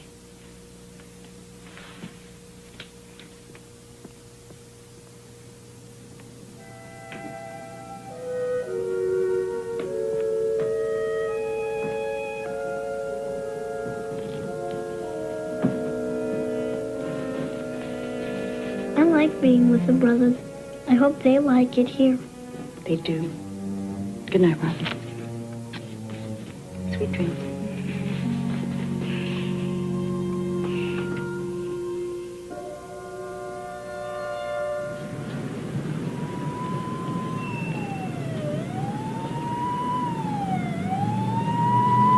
Friday, she's the healthiest woman in Houston. Saturday, her husband gives her a shot. Tuesday, she's in the hospital, dying. You boys ever see anything like that? You ever studied about anything like that? How does a doctor kill a healthy woman in 3 days?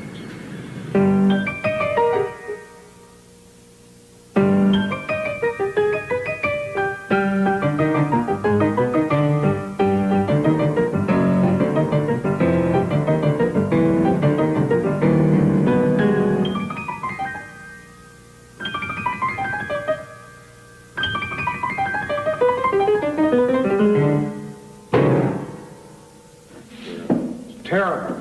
It sounded wonderful to me. And I think you're the best.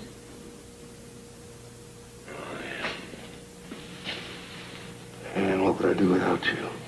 I don't intend to let you find out. I can't concentrate on my music. I can't relax with you.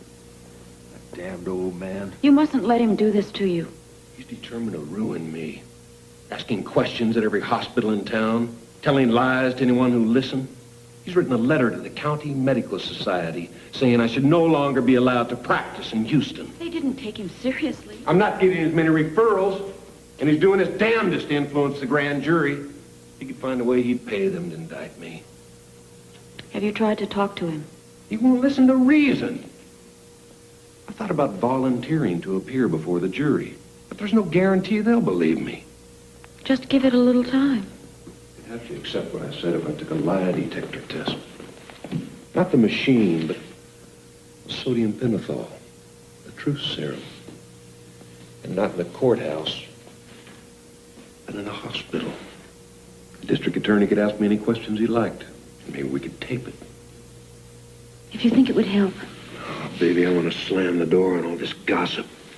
I've got to be finished with the past so you and I can plan for what's ahead. Enjoy what we have now.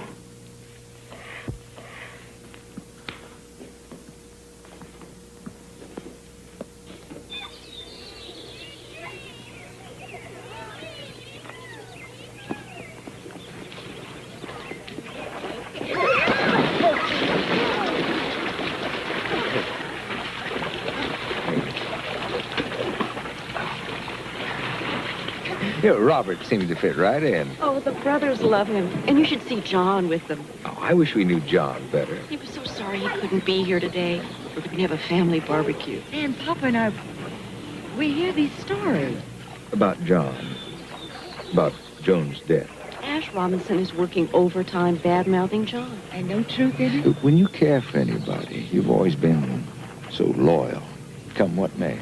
It wasn't a happy marriage. Joan died so suddenly. I know we didn't help matters by marrying so soon.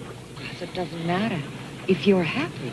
Mama, I'm in love for the first time in my life. I love John, and I hope I am loyal to him, and always will be. It isn't only John. It's Robert. It's the brothers, the whole family we have. Someday we're hoping there might be a little girl. I never thought I could be so happy.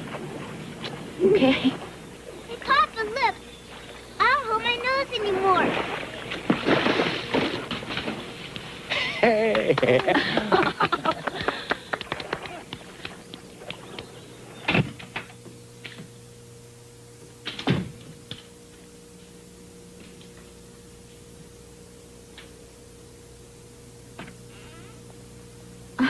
I thought you'd gone to the hospital to take that lie test. I'll be there in 15 minutes. I felt like I was catching a bug, so I thought I'd give myself a shot to knock it out. Well, let me call and postpone the test.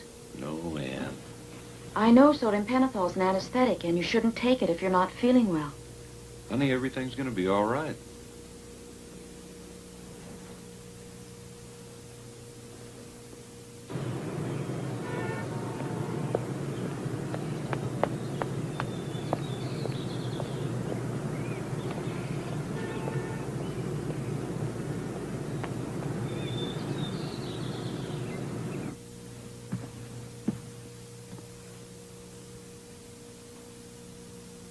I.D. McMasters, District Attorney's Office. Did you give your wife a shot? Yes, sir, I gave her 2 shots. And what were these 2 shots you administered, Dr. Hill? They were prochlorperazine. That's a drug to relieve vomiting. And where did you administer these 2 shots? In the arm, intravenously. How do you remember so much? Who knows? Could that flu shot you gave yourself have anything to do with it?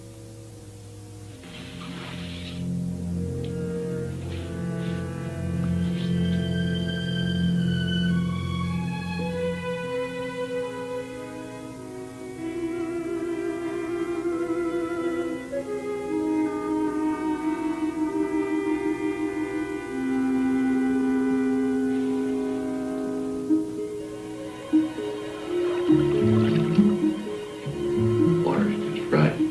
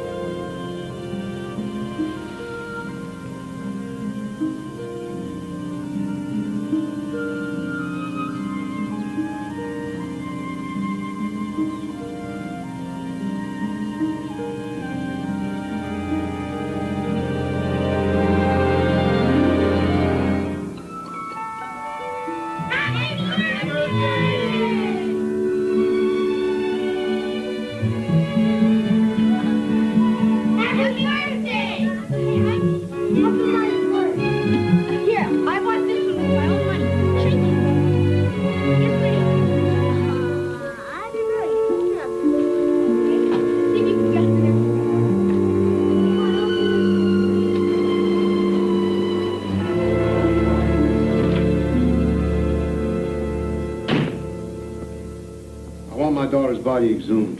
Mr. Robbins. I want the body exhumed and another autopsy performed. Exhumation is a very painful and unpleasant experience. For the bereaved. Who's grieving except me and my wife? Not the widower. Trying to influence this office with the rigged sodium pentothal test. We were not influenced. Rhea and me are willing to suffer through this exhumation. Nobody else has any right to say no. Of course, legally, the husband has a right.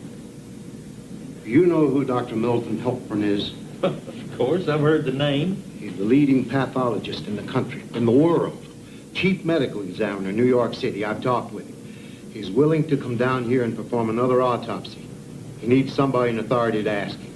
You're talking about a very expensive procedure. I'll pay for it, pay for everything. I've already worked it out with Helpern. All I'm asking is an authorization.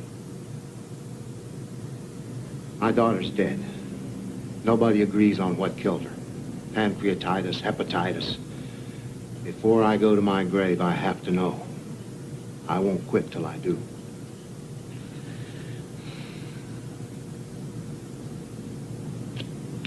All right, Mr. Robbins. We'll leave it up to the grand jury.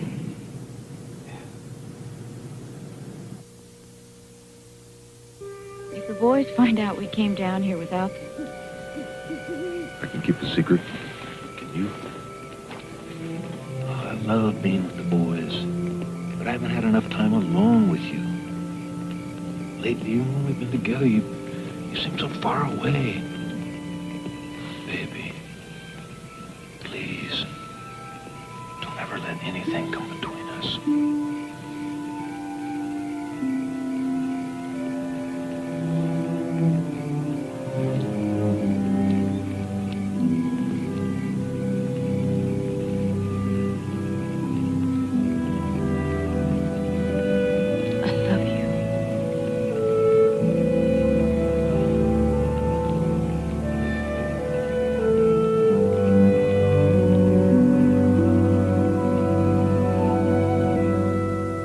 Ash Robinson. Oh, I've been expecting your call. Right. Dr. Helpern, I just got word the grand jury gave us the go-ahead. They'll be in touch with you in a couple of days. Very well. We'll set up a suitable schedule. The sooner the better. Mr. Robinson, I'm very happy to do what I can, but I want to remind you again that you mustn't count on this too heavily. The odds against our discovering anything new are very high. Just come do your best. That's all I ask. I'll talk to you soon. Right. We're doing it, Ma. We're finally on the move against that monster. I think you're wrong. What are you talking about? This thing you're doing, it's not going to bring Joan back, now is it? And if you keep on, John will never let Boot be with us. When I prove what I'm going to prove, we'll take Boot away from him forever. I miss that little boy. You think I don't? Listen, John Hill's going to meet his match.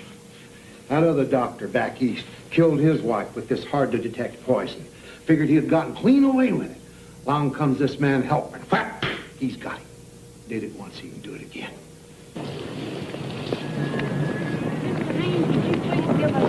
Mr. Racehorse, could you comment on the verdict? You were pleased, of course. My two favorite words in any language. Not guilty. But the evidence seems so overwhelmingly against your client. I like challenge. When the DA destroyed your initial defense, you seem to have half a dozen alternate positions. Well, let's look at it this way. Say you sue me because you say that my dog bit you. Well, now, this is my defense. My dog doesn't bite.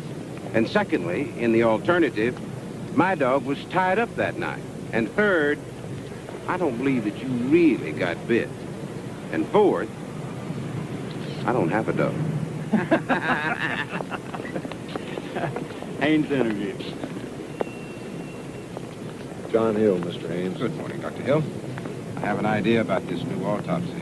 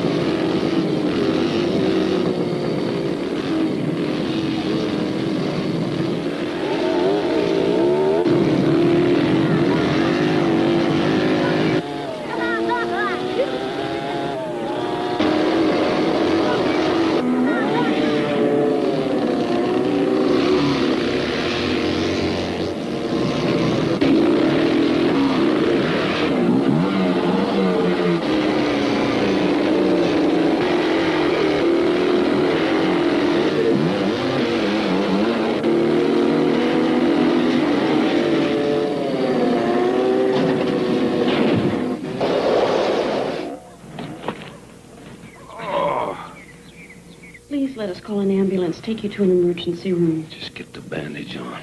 If your collarbone is fractured, it has to be set. The bandage holding it in place, it'll heal. Remember when I broke my shoulder? They put me out. I didn't feel a thing. I had sodium pentothal. Is that right? Mom said I never stopped talking while I was out. Funnier than Tommy Smothers. Well, everything's under control here now. You check on the other boys. Why are you afraid to go under an anesthetic? I'm not afraid. Surgery is for other people. So are motorbikes.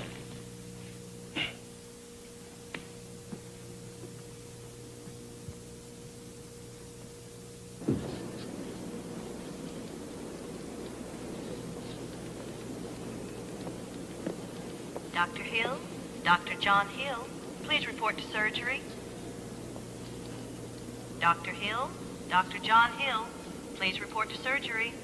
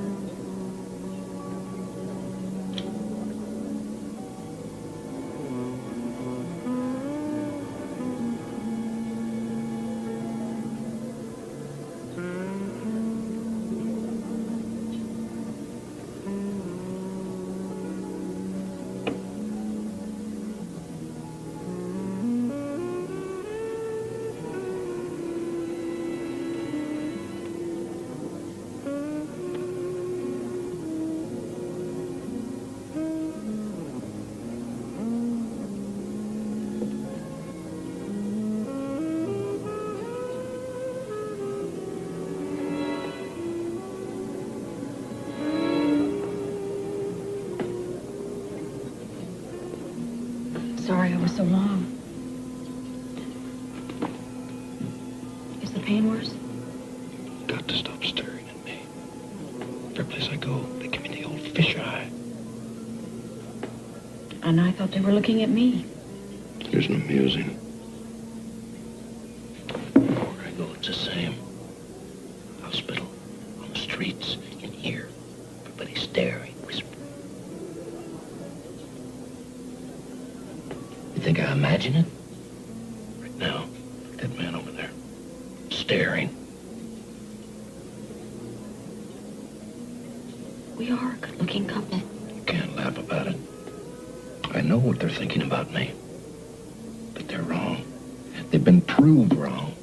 That sodium pentothal test cleared me completely. Ash must have kept the results out of the papers. I never understood about that test. I mean, if you weren't really unconscious. Don't say that! Why did you say that? Why? That test was valid. Perfectly valid. I'll never say anything like that again. I never thought you'd bring that up. I didn't bring it up. You did. And since you did, I was trying to tell you how I felt. I'm sorry. Please, don't pay any attention to me. I've been under a lot of strain. Collarbone, 6 surgeries today. Please, say you forgive me. I want things to be open between you and me. They are. They will be. Please, don't let this interfere with our evening. I want to see you smile. I want to hear you laugh. Oriental wind chimes. I worry about all these drugs you're taking. I'll be fine. I know you and I are okay. You're so beautiful. You're right. It is you they're looking at.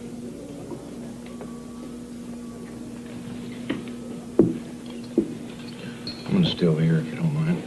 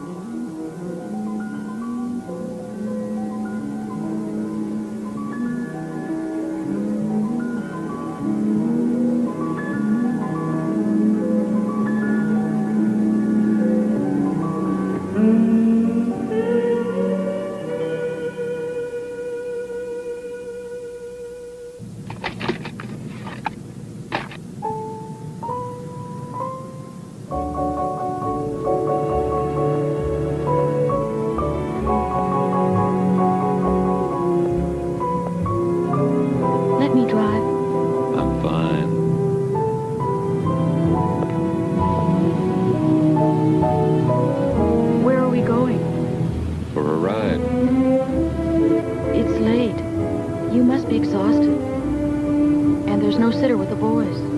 They don't need a sitter. This is pleasant. Just you and me.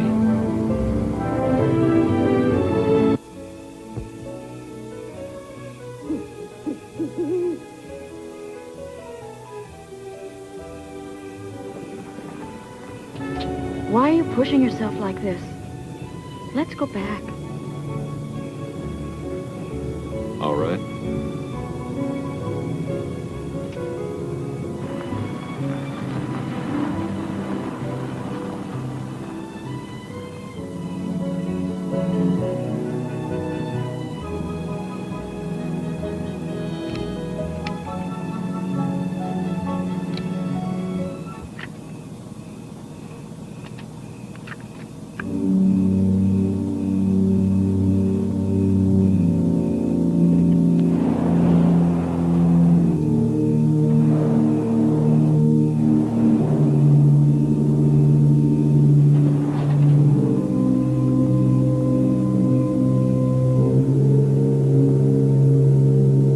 To be this way. I certainly didn't want it this way. But I knew Joan would never give me a divorce. Well, as it turned out, you didn't need a divorce. So why make yourself unhappy about it? She had such a great life. Success. Everybody who knew her loved her. She had it all.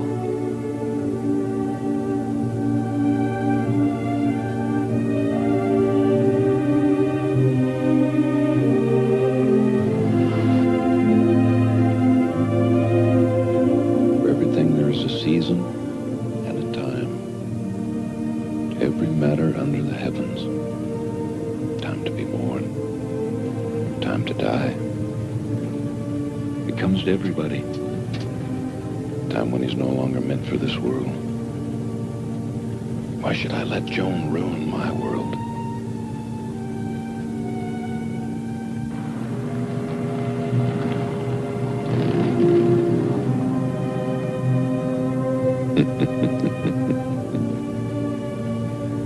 So easy.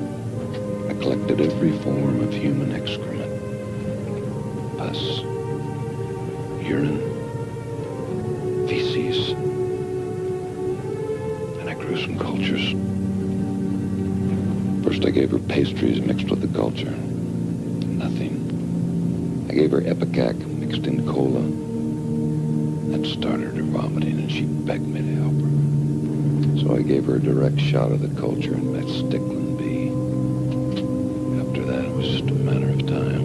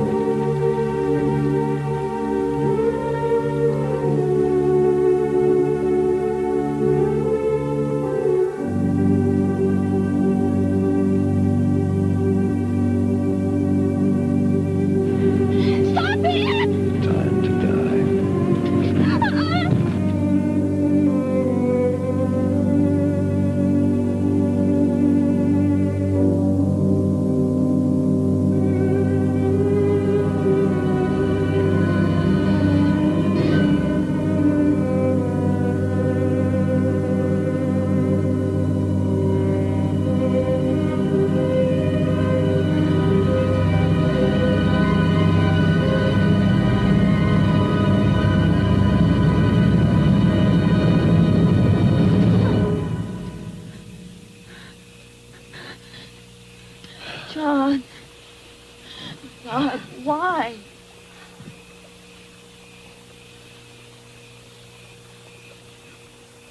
No!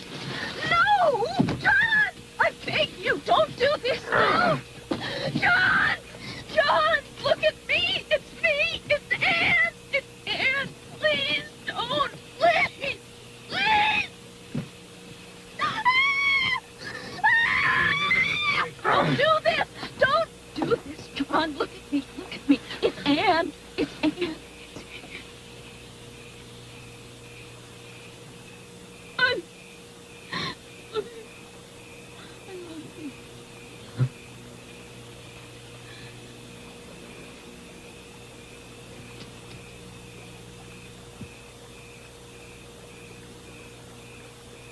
I smell gasoline.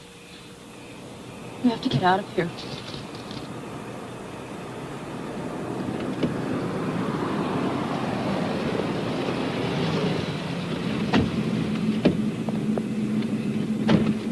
Anybody still in there? No, it's just the two of us. Nobody's seriously hurt. Would you be kind enough to take us to a hospital? What about your car? I'll report the accident from the hospital.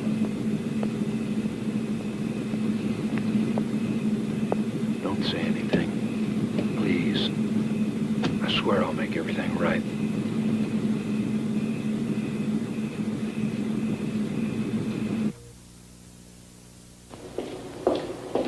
Wish I could stay and help you, Doctor, but I have a heart patient and I'm the only one on duty. But you managed nicely, thank you.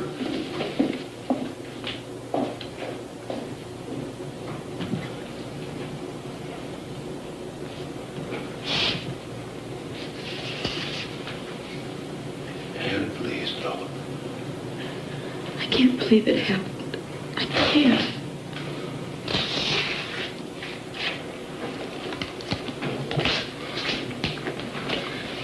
Don't. After what you said, did, I can't explain it. I felt so strange.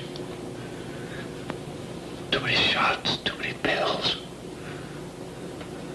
And tonight, something pulled me out there to her place. I'd seen it. I don't know. I went completely out of my head. you said you killed Joan. I killed Joan. That's what you said. Do you believe that? Do you? I don't want to. There were times, many times, when I wanted her dead. And now you want me dead. No. You wrecked the car. Went out of control. And then you... I thought you were going into shock. I was only trying to prevent that. Why would I want to hurt you?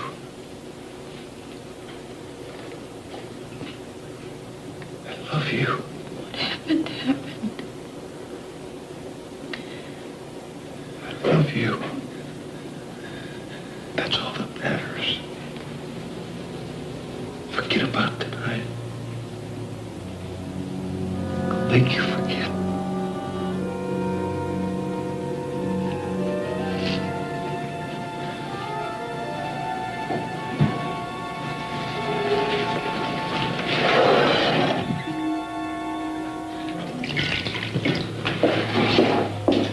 Doctor, will you be wanting to give Mrs. Hill a shot? No. No, thank you. Would you be kind enough to call us a taxi? Right away.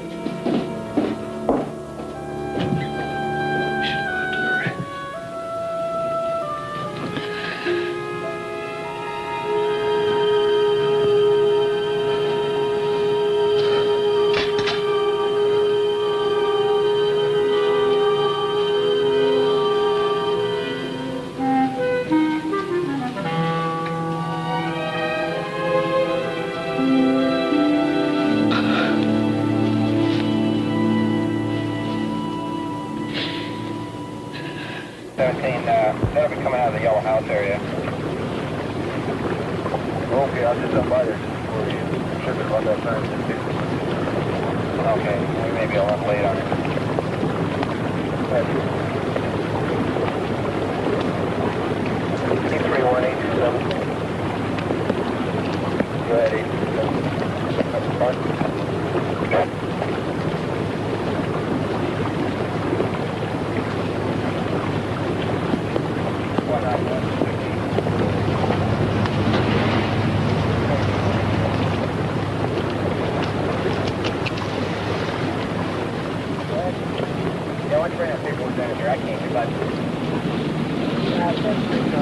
Can I help you, ma'am? I was just checking to see if anything fell out of my purse.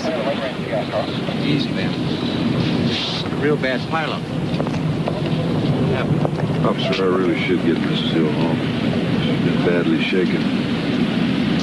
Understand? Sure, Dr. Hill. If there are any questions on the injuries, they can give you a call. Yes, sir. Thank you. More than this one. 246-827. Right.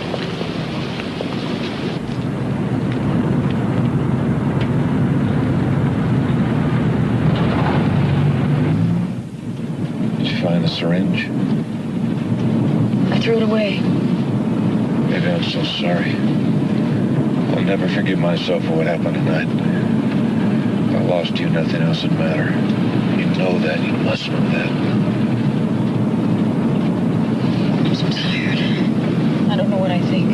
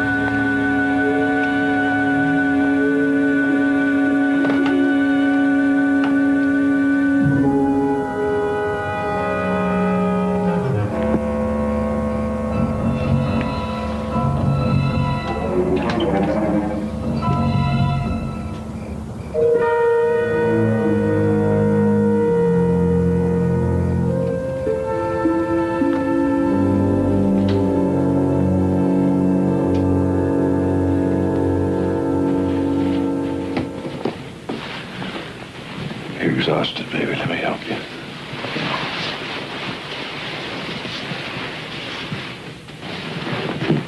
Why don't you sleep in the bed and I'll get you a pail and some warm milk. I'm too keyed up to sleep just yet.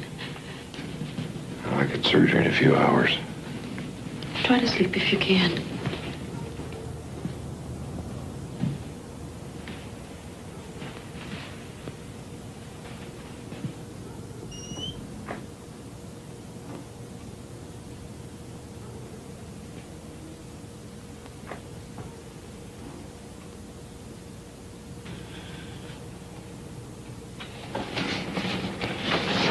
Mom? It's all right. Just a bad dream. Go back to sleep.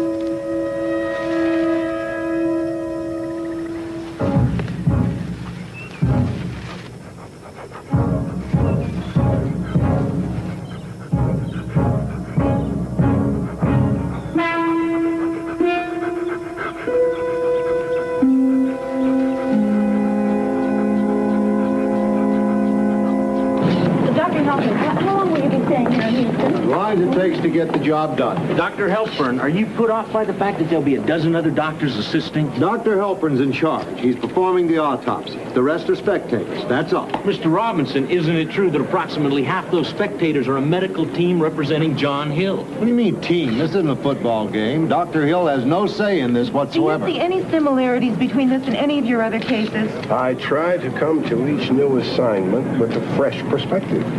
Mr. Robinson, are you the man paying for this second autopsy? That's right. And I'll keep on paying as long as it takes to get the truth out in the open.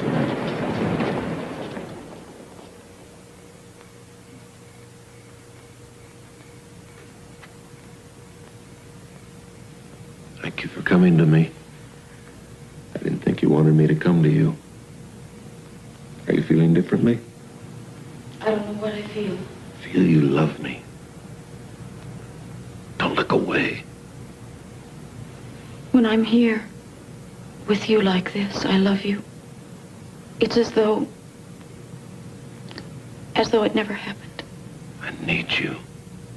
I knew what you said about Joan wasn't true. This autopsy, even though Ash is paying for it, if they find she died of natural causes. That's exactly what they'll find. Believe me.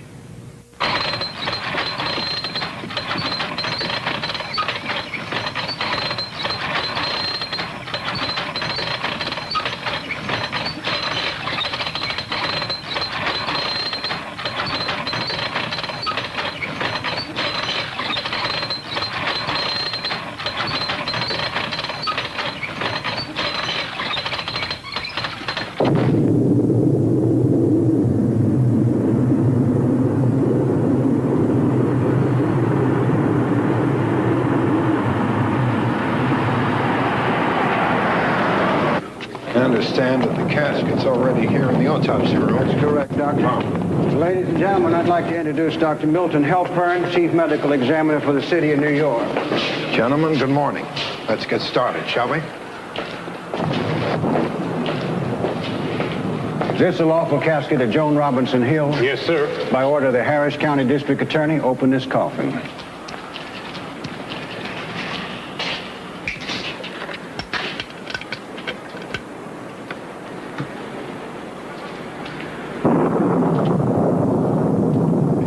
Of Joan Robinson Hill? It is.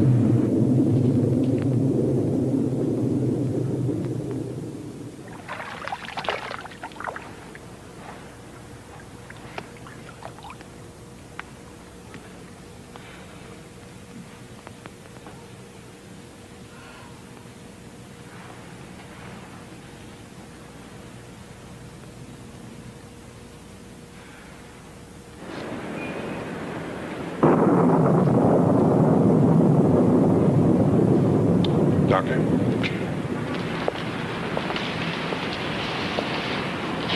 This is dried mud. This casket's been opened before. Dr. Helpern's found indications of an earlier exhumation. Yes, Doctor, shortly after interment. By whose order? A permit from the City Health Department, representative... Who obtained the permit? Dr. Hill. John Hill opened this casket? That is correct. I believe it was to remove a ring from the lady's finger.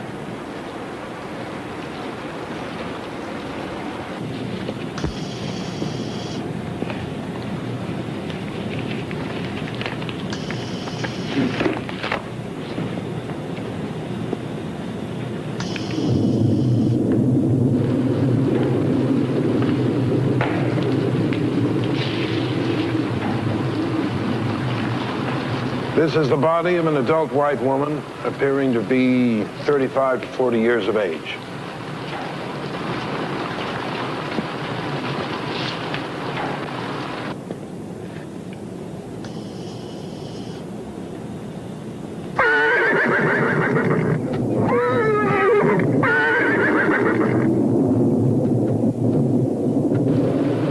The lungs, spleen, and one kidney are detached, showing evidence of sectioning during the prior autopsy. There is considerable evidence of aging in the aorta.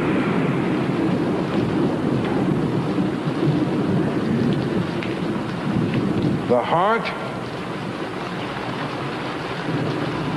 is missing, gentlemen. And it seems that the brain is missing, too.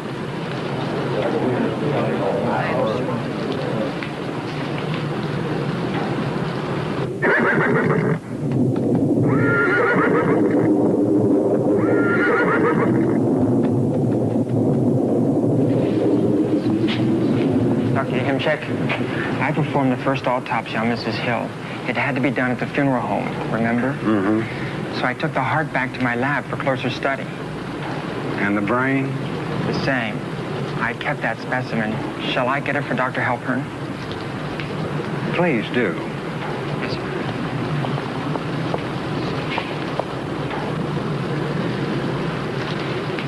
This is the brain of Joan Robinson Hill? Yes, sir. And when you examine it, I think you'll find the probable cause of death. Really? Meningitis. Well, we shall see. Gentlemen, let us turn our attention to the spinal cord and its meninges.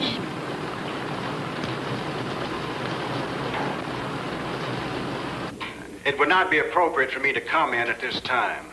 Dr. Halpern conducted the investigation in a thorough and painstaking manner. When he submitted his report, the public will be advised. Thank you. Joan Robinson Hill died suddenly after a brief illness, raising a cloud of suspicion. Dr. Milton Halpern, famous chief coroner of New York City, came to Houston by special request to take charge of this autopsy, the cost of which was underwritten by Ash Robinson. It is hoped that this second examination will answer once and for all the questions raised concerning the cause or causes of Joan Robinson Hill's untimely death. Joan Robinson Hill was an internationally acclaimed horsewoman. You've been working in there all day. You must have come up with something. On the surface, there is nothing to indicate that your daughter's death resulted from anything but natural causes. You found nothing? On the surface, Mr. Robinson. My job hasn't even begun.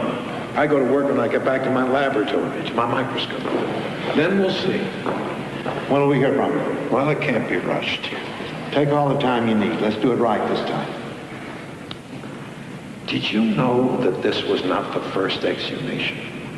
What do you mean? Well, we learned yesterday that Dr. Hill had the casket opened shortly after the funeral. Why? Ostensibly to recover her ring.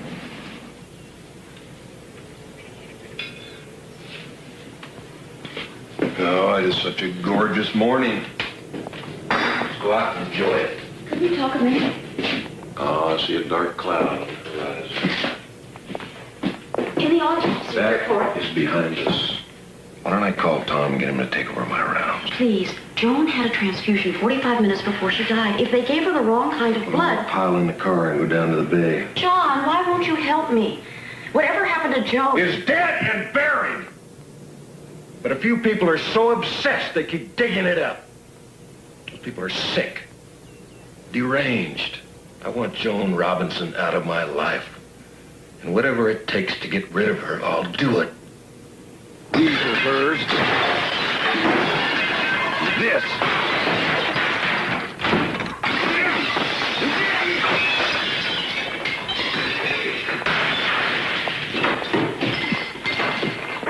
John!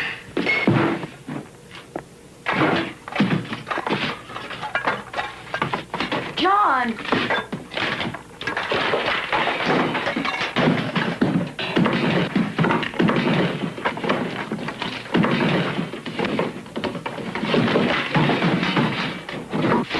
Please don't!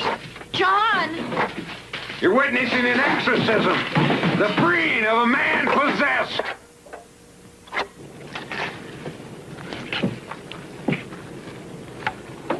Who'd like the honor of lighting the pyre? Anne? Boot? No!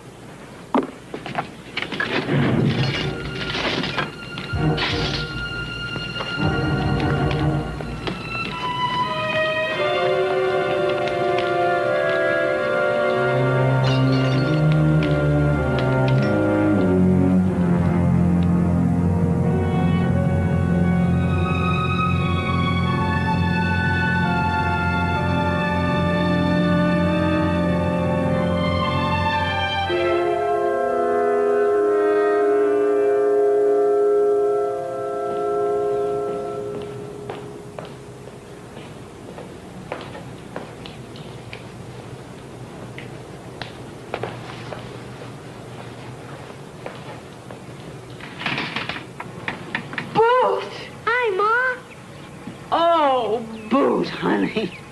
I missed you, boy. I missed you so much. What did you hear? She brought you? And Kurt? Who'd have thought it? Oh, well, thing is, you're here. Skinnier than ever.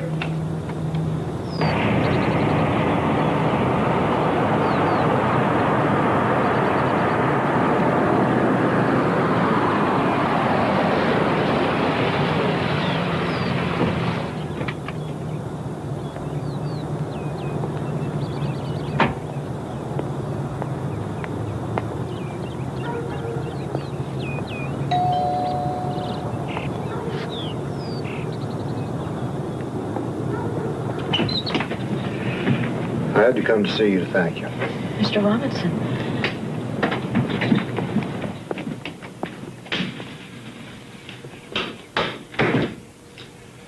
What you did yesterday for Boot and for us was a very kind thing. I've never liked the idea of keeping a little boy away from people who love him. You'll let him come again? Whenever we can arrange it. Without John knowing.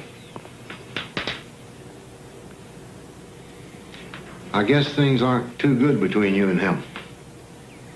Not very long ago, seeing you look the way you do now would have made me as happy as a tick on a champion hound. Now it worries me. I'll try to bring Robert by this afternoon. We'll be waiting.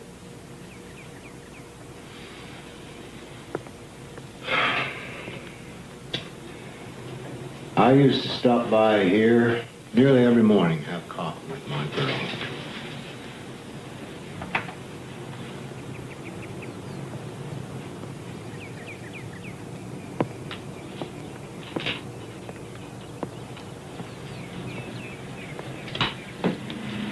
Be careful.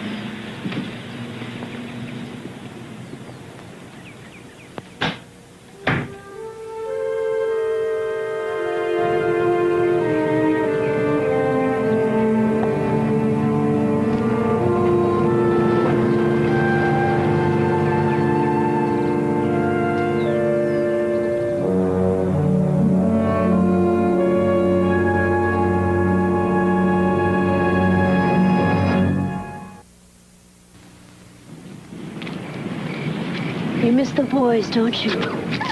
So do I. They'll be home in the morning.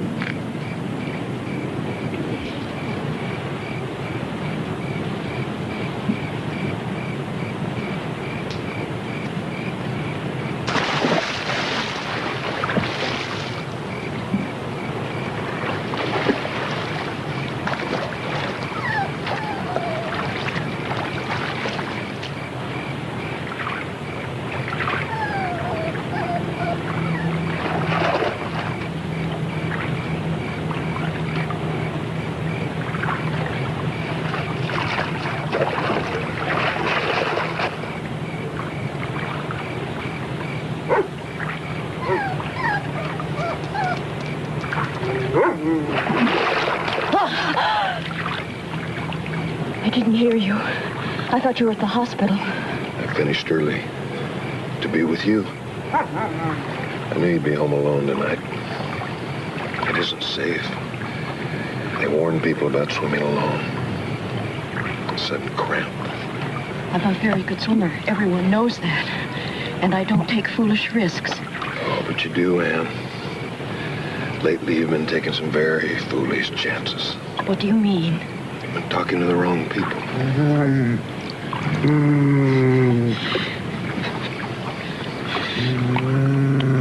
We were alone in a pool that first night we met. Beginnings. Endings. John. You must have let him out when you came in.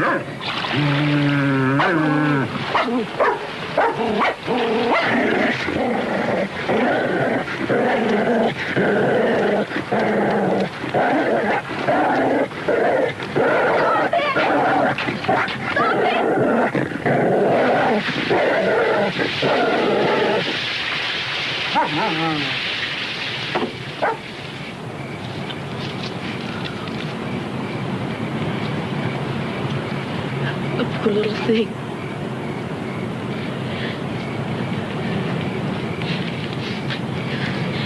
That killer, he's done this before. How many times?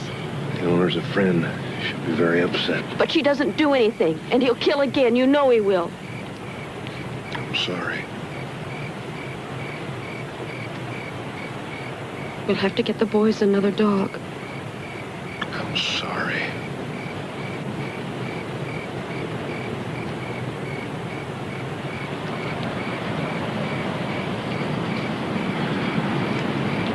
I've never felt for anyone what I feel for you. And I'm losing you. John, I'm trying. The Pleiades in autumn. Your lovely eyes. Oh, they're up there. We just can't see them. I'm cold. Go in. I'll take care of this.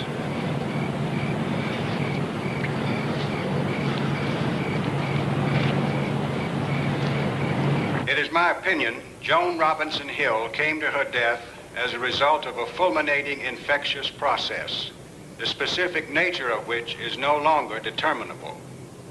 The immediate embalming and initial autopsy in an environment not equipped to perform adequate bacteriologic, virologic, and toxicologic studies precluded the proper pathological determination of the exact cause of death.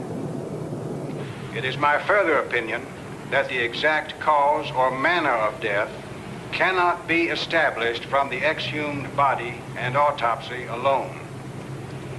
In view of the unusual circumstances surrounding this death and the questions raised following the death, a thorough grand jury investigation is indicated and herewith recommended.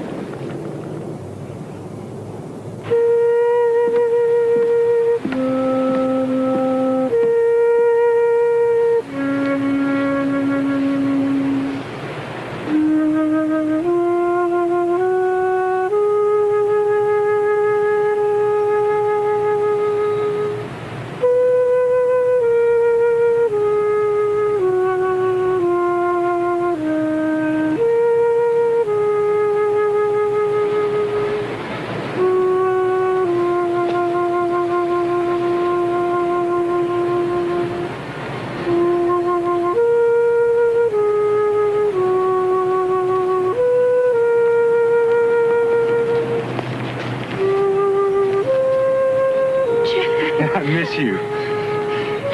You'll be arrested. I couldn't come back into your life without flowers. You look sort of pale. Is he being good to you? He better be.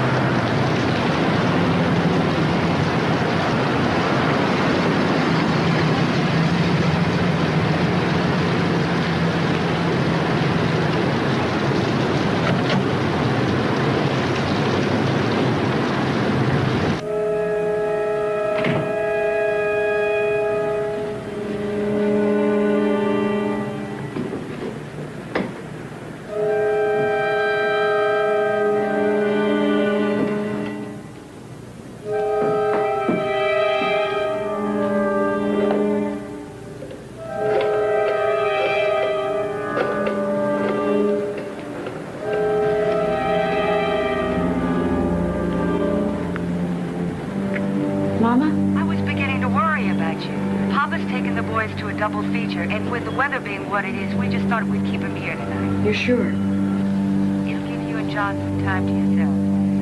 I'll talk to you in the morning. Bye-bye.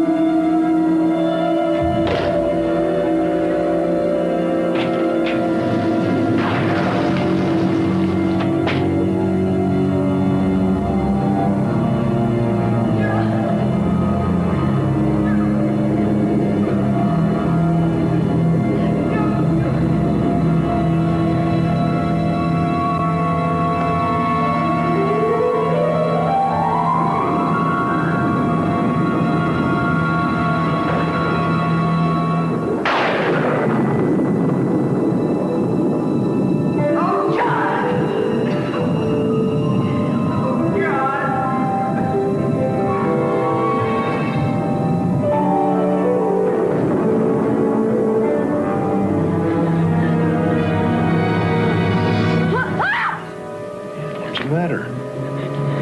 Joan. Joan's voice. I heard her crying.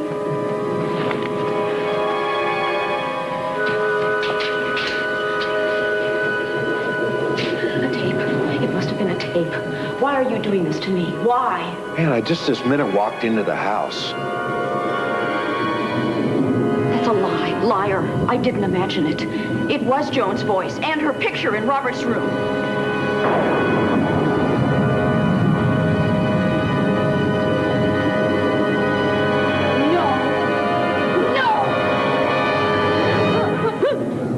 Put yourself into a panic. Easy. You shouldn't be here all alone. I thought about you all day. But I do that every day. John. I love holding you like this when you're trembling. Protecting you. Relax. I'm gonna take care of you. Oh, John. What's happening to me? To us? It's all right. It's all right. I'm here to take care of you.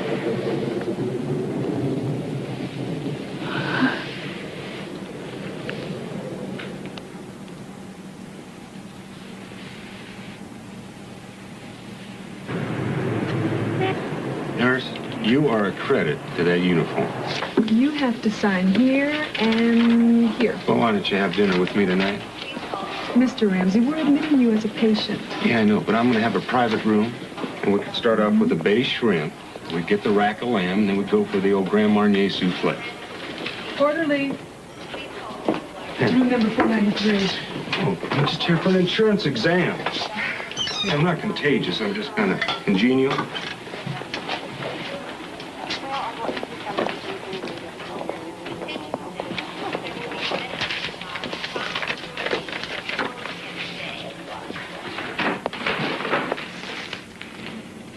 I didn't know you were home.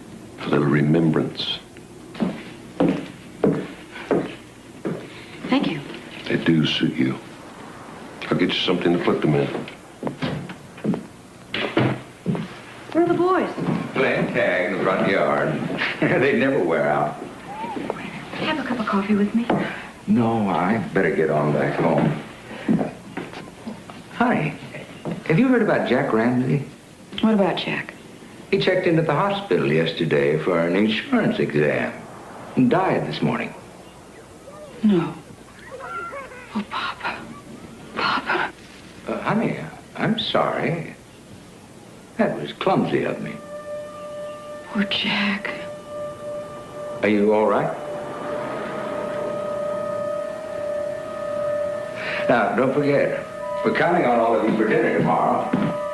Thanks, Papa.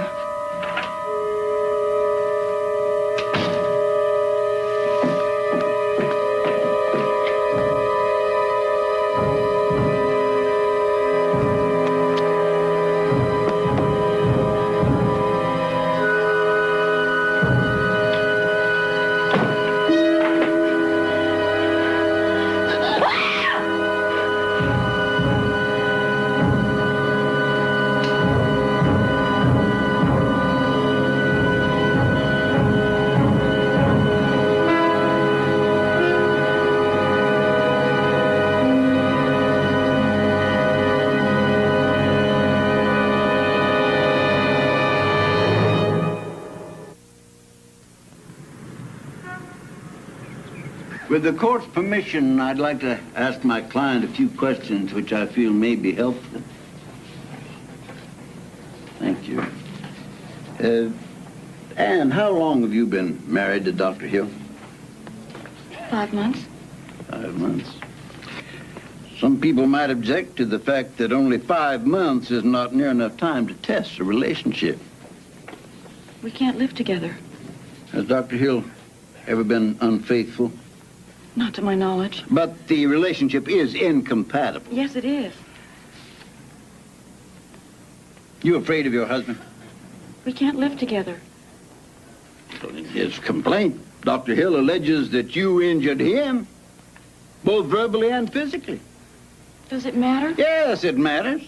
You're accused of being interested only in Dr. Hill's money, of embarrassing him in front of his colleagues, of having a very cruel and unforgiving temper. That isn't true. I tried to understand, forgive. And why can't you forgive? And why are you terrified of him?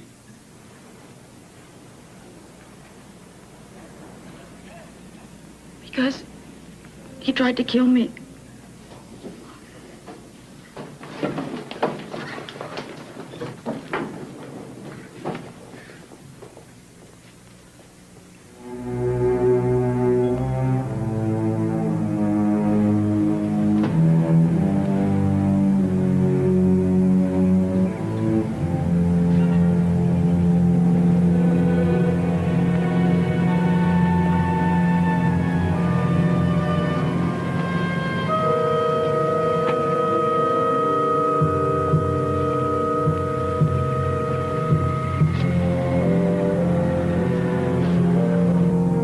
You publicly declared that your ex-husband made an attempt on your life. Is that true?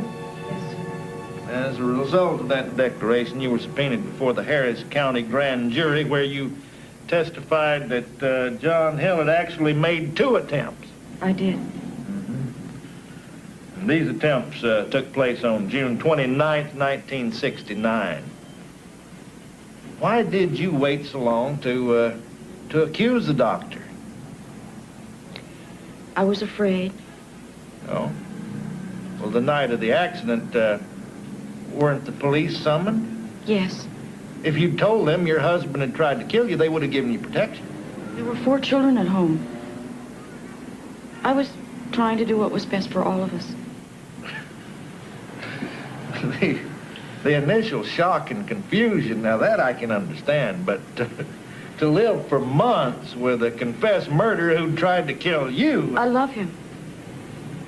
Even after he'd tried twice to take your life? I loved him. I wanted to believe it wasn't true. Mrs. Kurth is still being intimidated by Dr. Hill. Oh? In what way? Well, he follows her. He phones her up at all hours. He watches her house. Perhaps he's trying to frighten you so you won't testify when he comes to trial. If he ever comes to trial. No, we are confident the grand jury is going to indict. So please stay in touch. Bye, Eddie. Bye, Frank. Goodbye. Thank you.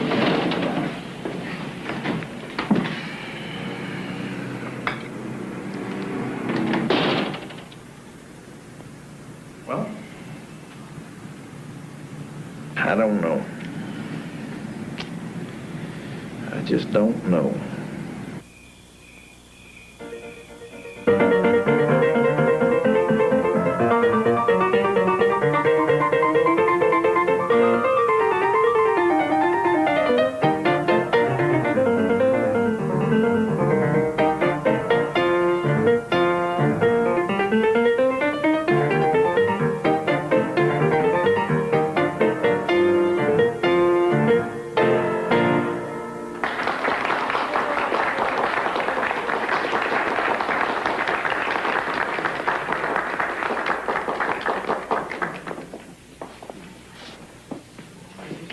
Glad you came, Connie.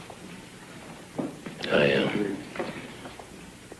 Mr. Haynes, will the sheriff be bringing Dr. Hill in for booking on the murder charge? Dr. Hill will present himself to the sheriff's office on Monday for processing. Could you tell us the doctor's reaction to being charged with murder by omission? Well, his reaction was exactly the same as mine. Shock and disbelief. Now, as we understand it, the doctor is indicted not for what he did, but for what he didn't do. Well, if you understand it, please explain it to me. The charge reads the doctor killed Mrs. Hill by failing to give her proper medical treatment and by failing to take her to a hospital in time. Any comment? Yes. Well, I don't see any way that a conviction can be obtained. As a matter of fact, I feel that the grand jury has done us a great favor. We are looking forward to a speedy trial and absolute vindication. Richard, we have a meeting.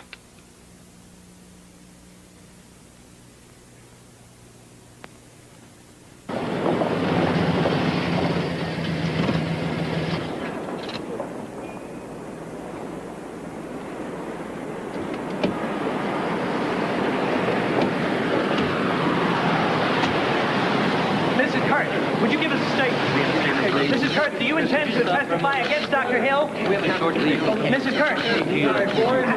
What kind of a statement do you intend to make?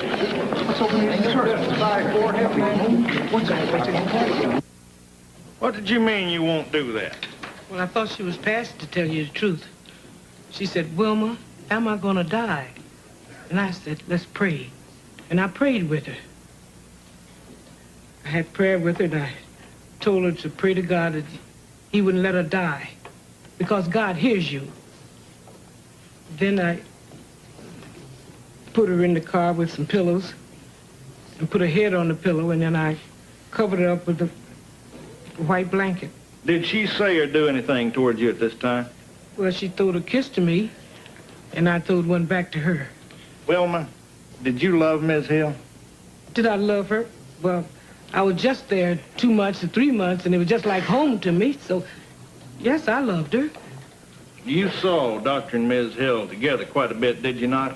I saw them together, yes. Did Mrs. Joan Hill love Dr. Hill?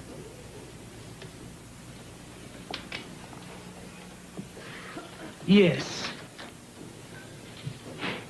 Do you solemnly swear or affirm that the evidence that you are about to give in this cause now on trial is the truth, the whole truth, and nothing but the truth, so help you God? I do.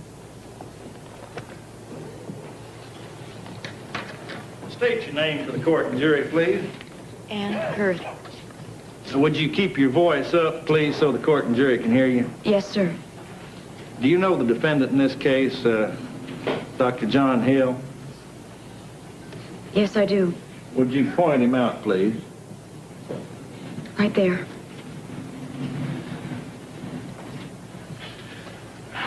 On the early morning of June 30th, 1969, was the automobile in which you and John Hill were driving involved in a collision? Yes, it was. Your Honor, may we have the record reflect our position? You object to that? May we have a running objection, Your Honor? Your objection's overruled, Counselor. To which we take exception, Your Honor.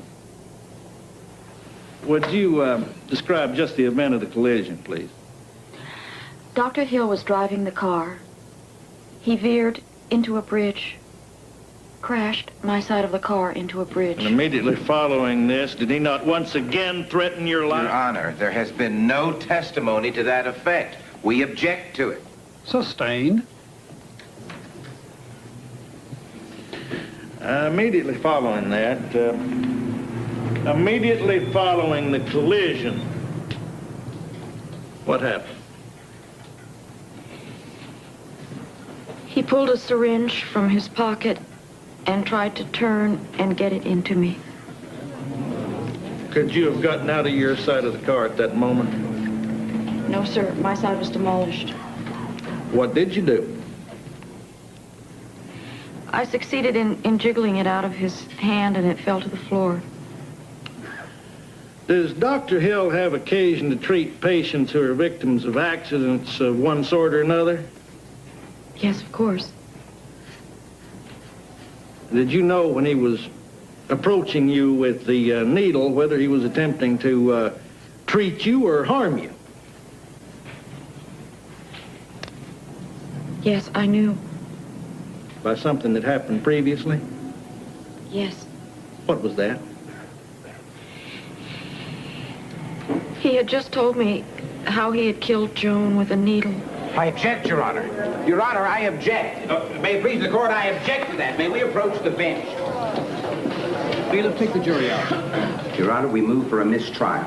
The lady has injected by her comments before the jury testimony to the effect that the defendant admitted that he killed his wife with a needle. Does this mistrial mean the end of your prosecution, Dr. Hill? Not at all. We'll move immediately for a new trial. Dr. Hill, is this a woman scorned talking? I think that's evidence to everyone listening. It's worse than that. It's evidence of a woman scorned and a woman devoid of reason. Maniacal in her effort and desire to exact some revenge on John Hill for some imagined wrong.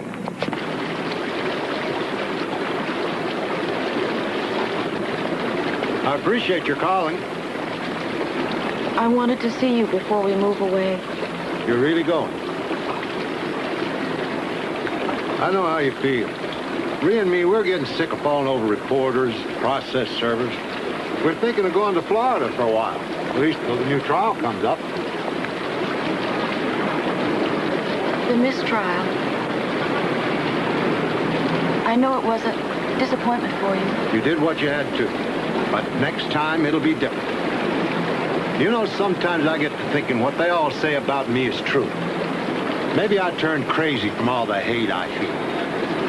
But now I know the bastard not only killed my Joan, he bragged on it to you. Goodbye, Ash. Take care of yourself. You hear?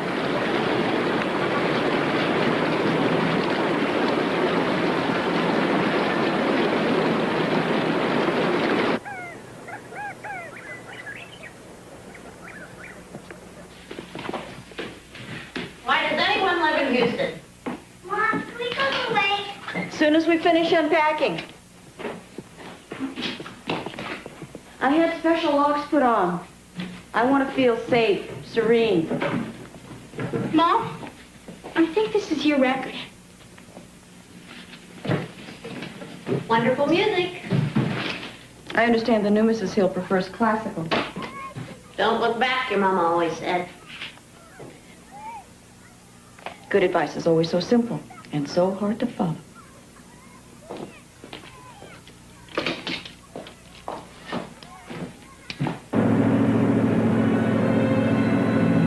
It's good to be home. Luke and my mother will be glad to see us.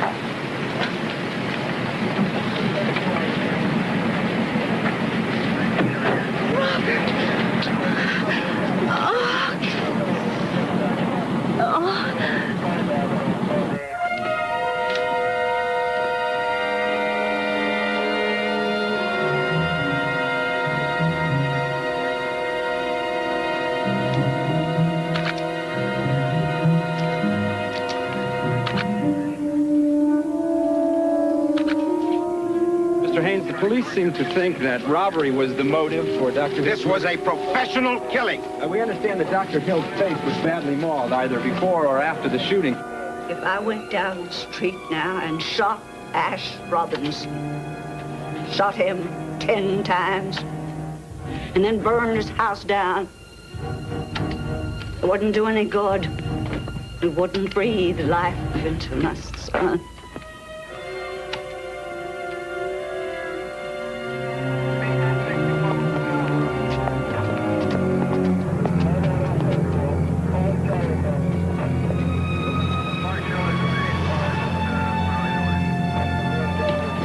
In addition to battering Dr. Hill's face till it was almost unrecognizable, the gunman then took the time to cover the dead man's face completely with adhesive tape.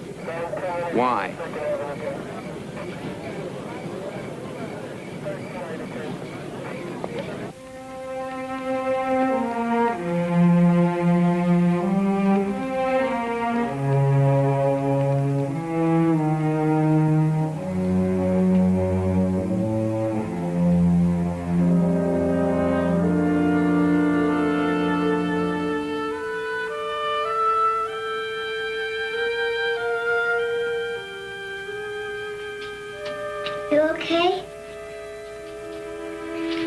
can't sleep.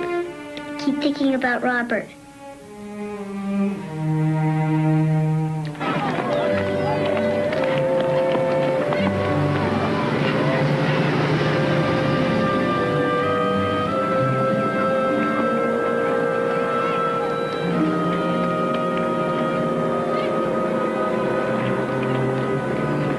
Robinson? Can't I find peace anywhere? Please, just a few questions. I've been trailing you for 3 days. Find something better to do. Give me a break. 3 questions. In order to have Dr. Hill murdered, did you promise to pay any of the 3 persons the police have arrested? No. If I'd wanted John Hill shot, I wouldn't have waited all these years. I certainly wouldn't have had him killed just 6 weeks before his trial was coming up. Then why have the defendants named you if you didn't pay them? Because they believe what they read in the paper about my feelings toward the doctor. They want to put it off on somebody, so they put it off on me. Well, why did they shoot Dr. Hill? Robbery. John was supposed to be carrying as much as $15,000 in cash to pay his lawyer. There's a rumor... You got your 3 questions. Please, one more. Some people wonder if John Hill is still alive. Could it have been a lookalike who was shot? Why was his face so battered and then taped? Dr. Hill would have known you'd be blamed. Son, I've given you all the answers I have. Now leave me be.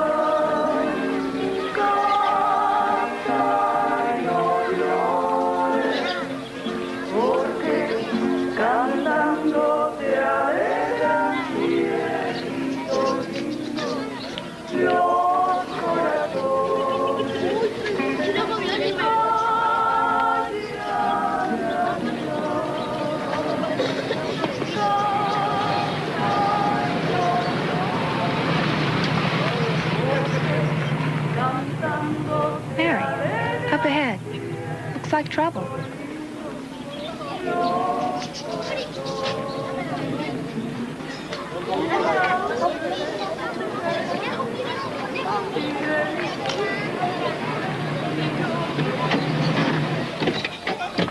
there anything we can do? No, señora. He, el médico, lives just there. How lucky. See, in 1 minute he is here.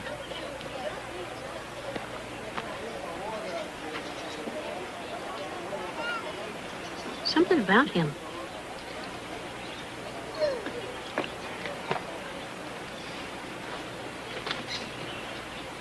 Mary, what is it? Well, for a second when he looked at me, I couldn't be. You're so maddening. John Hill's dead. Legally dead. Come on, let's get out of here.